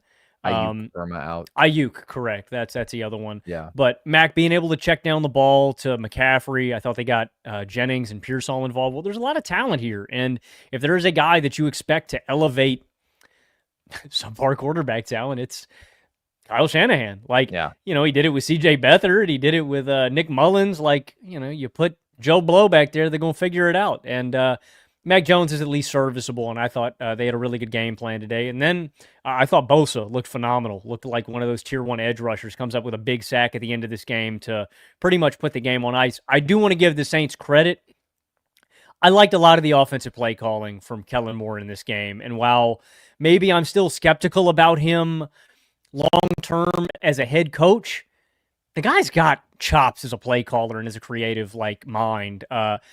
To do what he's done with Spencer Rattler through 2 weeks, I get that they haven't come away with a win. I think he's impressed me. The one play call that I really did like, that tight end slot delay fade that they ran with Shaheed at the goal line was a really good play call where Shaheed is in the slot, Johnson is out wide, and they both just wait for a second after the ball has been snapped at the line of scrimmage. Johnson goes in and creates basically just a little bit of a rub pick route. Shaheed breaks to the corner.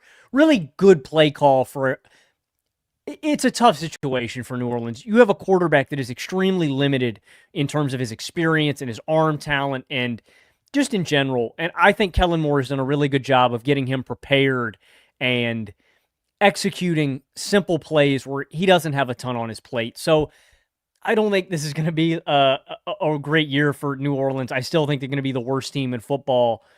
But I do have to just tip my cap to Kellen Moore with what he's been able to do with this offense through 2 weeks where, look, man, I'm impressed. Anytime this offense is going to surpass 20 points against whoever they're playing, it's kudos. So I'm trying to find the silver lining with New Orleans and a good win for the shorthanded Niners. So, yeah, I don't know. The Niners have got to get healthy, though, dude. Like, if the injury bug keeps beating their ass like this, I don't see a ton of encouraging prospects. But if they can get healthy, I do look at the Niners as somewhat of a contender this season. Yeah, it's such a big if, and it's not off to a good start. You never want to be this banged up this early in the year, but they've got Kyle Shanahan. And Kyle Shanahan can take a guy like McCorkle Jones, not so handsome Jimmy G, if you will. A lot of similarities there. And they win. And Mac's numbers look good because this is what Shanahan does. And Mac, right, is a perfectly good fit for what they're trying to do. He got rid of the ball pretty quickly. He threw to open receivers. He didn't turn it over. He got it to their playmakers. And it's just the same thing we've seen with everybody under Shanahan. And I hope people learn to appreciate that. What he has done to elevate every quarterback that's been in his system. There's always so much nitpicking with him. And there's a lack of appreciation for the fact that this guy is the floor. And this guy is the biggest reason that the Niners have been so consistent when they are healthy. I think when you have a backup quarterback come in and play like this, I think it is the ultimate testament to a guy that he can do this. You think about how Malik Willis, for example, looked last year with LaFleur on short notice, right? You're 1 week into the season and your starting quarterback goes out the door. That is a death sentence for a lot of football teams. And the fact that Kyle Shanahan, no matter who, has them ready to go on short notice and can elevate.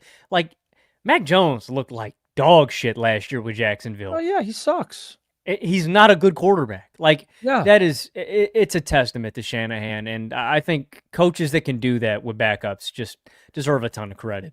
It's incredible. It's one of the themes of the day, right? I was giving Steichen credit for just the ability to elevate quarterbacks and win in spite of not having franchise guys that we've seen from him. And Shanahan has just done it over and over again. And I'm not obviously saying that Brock and Mac Jones are of a similar level. I think Brock is significantly better, but I do think that every quarterback that Kyle Shanahan has had, there's been this hilarious dynamic of people being like, hold on, is this guy really good? Is Jimmy G top 5? Is Brock top 5? Is Nick Mullins maybe a sneaky franchise guy?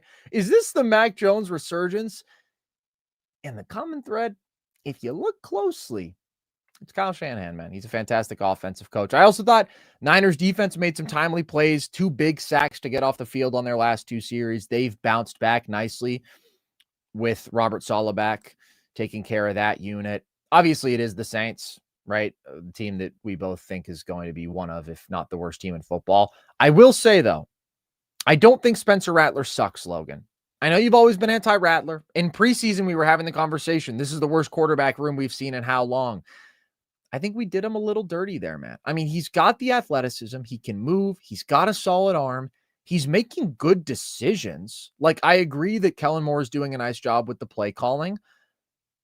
He's throwing a pretty accurate ball. Like, I think Rattler has been totally fine. So, yes, this team is bad, but they're certainly not embarrassing. Like, they've been competitive in both these games against 2 very solid teams, and you got to give Rattler credit for that. My fantasy quarterback in the 32-team league, Logan, I think he might win me the league because I waited like 4 rounds more than everybody else for their starting quarterback because he hadn't even been announced as the starter. And so he's kind of my darling boy now, and I'm rooting for him, and he's off to a good start. How about a young quarterback with a fair bit more pedigree than Spencer Rattler? Well, Spencer Rattler was once the number 1 high school guy, but Cam Ward was the number 1 guy in the NFL draft. However, he could not will his Titans to a win today over the Rams. What did you take away from that game? I'm not really surprised with what you got out of Cam Ward in this game. I thought there were some good moments, but there's going to be some growing pains. It's got to be frustrating for Titans fans just having to deal with the Will Levis experience and the growing pains of that, not having any fruit come out of that. Like, it's just a wash because Levis isn't any good, and then you got to go through it again with Cam. Cam's going to be all right. I think it is a really tough situation for him. And maybe this isn't the game to be making this claim after because they just beat up on the lowly Titans. I think the Rams are going to be tier 1 Super Bowl contenders in the NFC. Like, now I think they're at the bottom of the totem pole. They're 3 out of 3, but I think it's Green Bay, I think it's Philadelphia, and I think it's the Rams. Those are the 3 teams that I would single out in the NFC that I look at. And I do not want to run into the Rams come playoff time. A young, hungry, well-coached defense that's solid at all 3 levels, that has really good guys up front. Offensively, Blake Corum looks really good back there. I think they've got a really good 1-2 punch with him and Kyron Williams. Matt Stafford's the man. Damn, Devontae Adams looked good today, dude. Yeah. Him and Puka both. It's just a really potent team. They check a lot of boxes for me, man. Again, young, hungry defense, great head coach, great quarterback, elite wide receiver duo, solid offensive line. Like, I just think the Rams are dangerous. They're my favorite in the NFC West, and this is not a team that I would want to see come playoff time. So my stance hasn't really wavered on LA, but I'm more confident in them, man. I really like what they're cooking over there. I don't think we really learned anything in this game, I'm going to be honest, about either of these teams. I guess we're always learning a little something about Cam Ward because he's just so new to the league, but there were a lot of similarities, in my opinion, from week 1 to week 2 for him. But the Rams are great. I mean, Stafford slings that shit. I love the pass rush. Byron Young had a monster game today. The biggest thing to come out of this for LA is just Stafford and Devontae clicking like that quickly. That was pretty fun to see. And that wide receiver duo, we've talked about some of the elite ones. That's absolutely up there. And I love their formula when it comes to winning some big games. For Tennessee, I mean, they ended the first half with a lead, and they got to that point in large part because Cam Ward made one of the craziest throws that you'll ever see in your life. I just think the playmaking talent with him is so obvious. Like, his arm is nuts. He can create. He can improvise. He's an awesome athlete. Like, I'm in on him. He's been put in football hell. He's been pressured on 45% of his dropbacks. He's taken 11 sacks. Some of those sacks are on him. Absolutely. Trying to do a little too much, maybe. Also, his offensive line is horrible in spite of the fact that they invested in it this offseason. It still sucks. His receivers are not good. I mean, there were so many drops in week 1 where he was putting balls on the money, or at least in spots where receivers could make a play and they weren't. But I really, really like the talent with him. This year, the Titans are going to be terrible because Cam cannot save them. But long term, I really like this guy, and that's a win for them big time. Cardinals, Panthers, Logan. This was a blowout until it wasn't. It was 27-3 for Arizona. But then after recovering an onside kick, the Panthers actually had a chance to drive down and win this game. They did not, though. So they fall to 0-2, and the Cardinals improved to 2-0. What did you take away from this? I thought it was a good bounce back second half for Bryce Young, but damn, Yeah. does he have some of the ugliest lowlights of all time that I don't know, man. I still think I'm out on Bryce Young, long term as a starting level quarterback. And the numbers look good at the end of this game, but the first two drives are just so bad. And ultimately, Yeah. in my opinion, I'm going to hold other starting quarterbacks of this caliber. I just think he dug them their grave early on, and it was really hard for them to come out of it. That being said, I really like Ted McMillan. I think Ted McMillan is a superstar. That guy checks all the boxes for me as a wide receiver. Feel, size, frame, ability. There's some guys, man, that I just think he has it all. The route running, the hands, but more than that, it is the feel. There are just certain wide receivers that whenever the ball touches their hands, I get a special feeling, and Ted gives me that feeling as a wide receiver. Makes me feel a little tingly, man. Sure. I thought Renfro looked good out of the slot too. Later in this game, I still just don't think the Panthers are going to be very good. So, yeah, I don't know. I didn't take a ton from this game. The Cardinals beat up on a bad football team. They made it close late. Wait and see. I don't know. The Panthers are good. The Cardinals are mid. Wait and see on both of these teams, in my opinion. But I think you said that backwards. The Cardinals are good. The Panthers are mid. Is that what you meant to say? Yeah. What did I said? The Panthers are good. I definitely didn't mean that. Yeah, I was going to say, even Panthers being mid seems generous. I think the Panthers are really bad, dude. I think the Panthers are really bad. Yes, they had a chance at the end of this one, but they've been outscored 20-3 in the first half of both games. You can't be going down 17 and making a habit out of that. I agree Bryce made some plays in the second half. I mean, 2 long touchdown drives.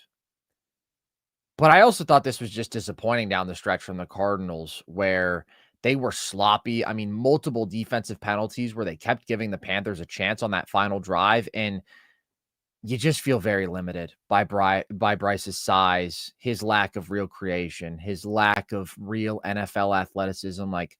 The guy has improved from where he was at early last year. There's no question.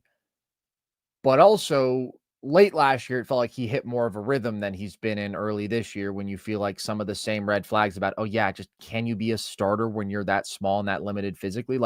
That stuff is coming back. And ultimately, they're just a really bad team overall. I think their defense sucks. The Cardinals are just inconsistent. They just didn't play a full 4 quarters in this one. They had an opportunity to really put this game away. Kyler throws a pick. And then defensively, they were just very poor down the stretch. And I guess that's going to be the key thing with them. Offensively, I think they're going to be up and down. Yes, they've got some firepower. Kyler is also kind of Mr. Inconsistent for being as talented as he is. And then the defense, I know some people are really high on. I'm not sold yet. I need to see them face a good offense. Right now, they have faced 2 bad offenses, and they've been just okay on that side of the ball. So not a ton to take away, but I do fear that there's no hope really for the people in Carolina. I know some people were hoping for improvement this year. I don't see it. I think the Panthers still pretty much suck. Last couple games, Logan, unsurprising blowouts. My Buffalo Bills did destroy the New York Jets, but this was not an interesting football game. What'd you take away from it? Jets bad, Bills good. Aaron Glenn came out and said that he did not have his guys ready to play today. I thought that was very candid and upfront, and it certainly looked like it. Only thing that I'll add is I thought James Cook looked awesome in this game. That big TD run he had, I think he broke off a 40-yarder. That was the nastiest run of the year so far. Dude, those jump cuts were insane. He looked like he was going to get stopped 3 or 4 times. It's ridiculous how low he was. And then he just pops out of the traffic and he's going full speed again in a split second. It was insanity. Jimbo Cook, shout out. I'm glad we paid him. He's a monster. He's a monster. One of the most underrated runners, I still think, in the league today, man. He's really damn good.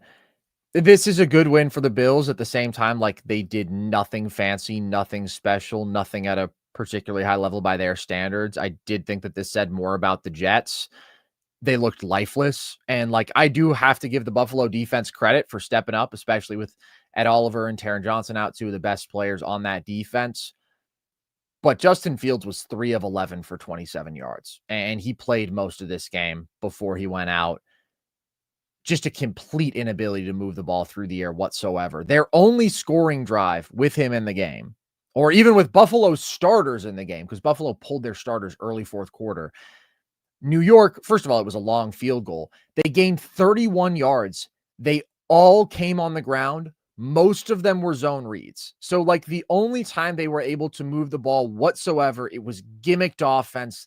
Let's make the most that we can out of Fields' legs. This is another reason to be very concerned about the Steelers' defense, as we've talked about, but it just felt like such an easy game plan for Buffalo to execute of be aggressive, shut down the run on early downs, get them behind the sticks, make Fields do anything to beat you as a passer, and he just totally collapsed under those circumstances. So really, really bad. This is where it's fun to have a game like you get from Fields in his season debut, but also like this is not a guy who is in his second season and it's like, oh, let's see what we've got from him, right? We're in year 5 with Justin Fields. And the reality is he hasn't consistently shown the level of a starting quarterback. In the second he was at the game, Tyrod Taylor immediately leads a touchdown drive. Like, yeah, that was bullshit though. That was against the second string defense. But anytime you're sitting there wondering, oh yeah, man, which quarterback should I rock with, Fields or Tyrod Taylor? You don't want to be in a yeah. I'm disappointed. Fields looked horrible. I do want to give credit to one Buffalo Bill, though. This is the most important thing to come out of this game. Joey Bosa was unbelievable. 6 pressures, 1 sack, 2 quarterback hits, 2 forced fumbles on 26 snaps, man. I mean, 1 in every 3 plays, he was making something major happen for the defense. He is arguably the most important player on the team this season. Like, just when it comes to this team reaching their utmost potential, I know what I'm getting from this offense. They're going to put up 30 points per game. Josh Allen is going to be incredible. The offensive line is going to be great. James Cook is going to be great. It's all about the defense. And specifically, it's all about, do they have that impact player up front, specifically as a pass rusher?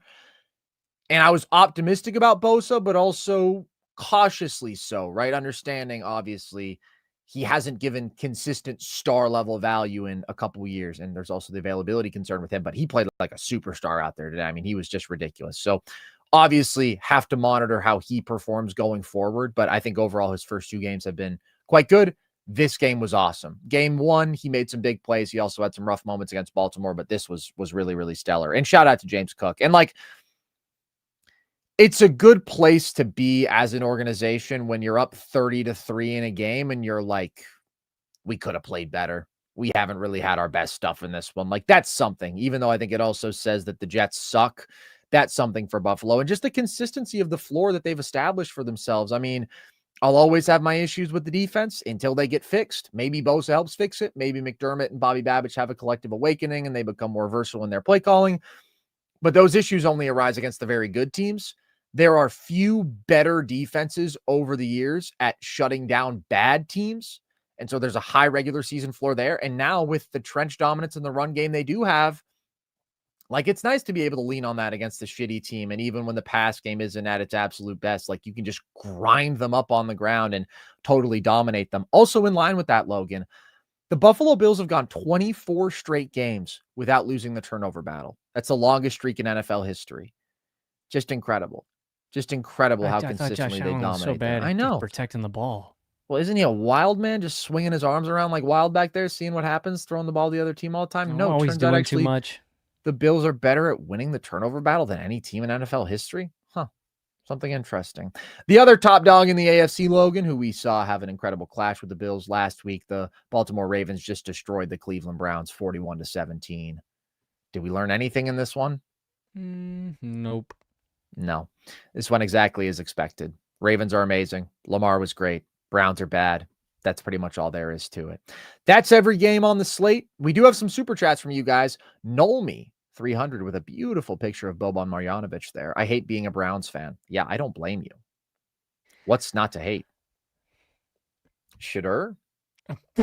Dude, I thought this might be Sampson? I thought this might be the game that they turned to him. Dude, it's so funny too. I get that there were some other plays that didn't go their way. I think the only Flacco TD pass bounced off of a Ravens defender's hands into Cedric Tillman's hands for the TD. Like, it was hilarious. Yeah, that was the only Flacco TD pass because then it was Dylan Gabriel to Dylan Sampson. Yeah, that was brutal, man. Browns do suck. Hopefully their defense plays better going forward, and that's what keeps you in some games. Just trade Myles Garrett, man. I'll take him, dude. I'll take a Myles Garrett. I'll take a Micah Parsons if they still make him available. I'll take a Brandon Aubrey, dude. We didn't talk about Brandon Aubrey enough when we talked about that Cowboys game. Build a statue, bruh. It's insane. He is so absurd. I know how much you love the Boz. There's no comparison. Brandon Aubrey might be the GOAT kicker. You get inside the 50 and you're like, yeah, he's going to make this. He goes up there to kick a 64-yarder game on the line, and I'm like 90% sure he's going to make it. Never seen anything like it. No, it's actually never been done before. They said it on the broadcast that no one has ever hit a game tying, or maybe it was that distance, but a game tying and then a game winning, or a game tying at the end, like no time on the clock, and then a game winning the technicalities with no time. With this ESPN ass stat. No, I mean no, I'm kidding, dude. I'm pulling unprecedented, bro. Unprecedented. You know me, Logan, dude. I'm just pulling your freaking leg. No, it's ridiculous. I mean, the guy's an absolute freak. And he was in his bag today, and he, along with Dakota, won them the game. People will say, oh, the Cowboys. That's a fucking great clutch duo there, man. Dak, his ability to move the ball through the air with those receiving playmakers, with the fact you just need to get inside the 50. Like, the Cowboys have plenty of flaws, but they're not a team I'd feel safe against up 3 with a minute left. That's the reality. Supernova says you put Bo Nix on the Chiefs and they win. I mean, that's what I've been saying. It's just a common W Supernova take, as we always get from you. CWE 35, rushing stats through the first 2 games. Patrick Mahomes, 123 yards, 2 touchdowns. The Kansas City Chiefs running back room, 117 yards, 0 touchdowns. Free my quarterback. 3.3 yards per carry. Let's hand it off again, huh, Chiefs? You got to get Rasheed and Worthy back there. And then we'll really see what this team is made of. I don't think we can jump to too many conclusions without those guys. But one conclusion that we can for sure make is that the running backs suck. Yaya says, new to football, picked the Bears. Should I just get out before it's too late? Get out. Audible. Get out immediately. Audible. Do you want to smite your sons and daughters and their sons and daughters and many generations to come of your family? Do you want to forever be marked as a disgrace, as some of the unfortunate, the unlucky? Run as fast as you can. You don't need this. For the Bears in my lifetime is a Super Bowl with Rex Grossman and an NFC title game with Caleb Haney. Shout out Caleb Haney. Shout out Caleb Williams. Caleb Williams could be the savior. But there's a lot of saving that needs to be done for Chicago. I would just pivot. Just be a Packers fan or a Bills fan. Don't be a Steelers fan. Look at the anguish in Logan's eyes. You can only win 9 and 10 games so many years. Does something to an MF, you man. See one bad defensive game, it does something to an MF. So my recommendation is run from the Bears on good coaches, consistency, and you'll have a better quality of life. On that note, we appreciate you guys very much, as always, for tuning in. We hope you enjoyed the football. It was a whole lot of fun. We are going to be back Tuesday. Since there's 2 Monday Night Football games, we're not going to react immediately after, but we will get on it the day after, and we'll also give you guys some updated power rankings. We'll catch up on some stuff around the league, big picture. So that'll be a ton of fun. We hope you guys join us for that, and we hope you guys just join us for the ride that is the NFL season, NBA season, month and change out, but we're starting to get ready for that. So that is all across our YouTube channel, all of our content. You can listen to all our full episodes across all audio platforms. And also on our YouTube, we do have some of our video breakdown, video essay content. I did that video recently on how aesthetics are an illusion in the NBA, if you want to check that out. More stuff along those lines coming. You can also follow us across social, TikTok and Instagram at NerdSesh, Twitter at nerd_. And he still has not responded. The beast fears me, Logan. And frankly, he can't handle me. And he's not cut out for it. So, Beast, If you're watching, just know that I know your ways. I know the evil that is inside you, and I'm prepared to take you on. I'm prepared to expose you for the fraud that you are. And on that note, as always, appreciate you guys. I've been Carson Breber. And this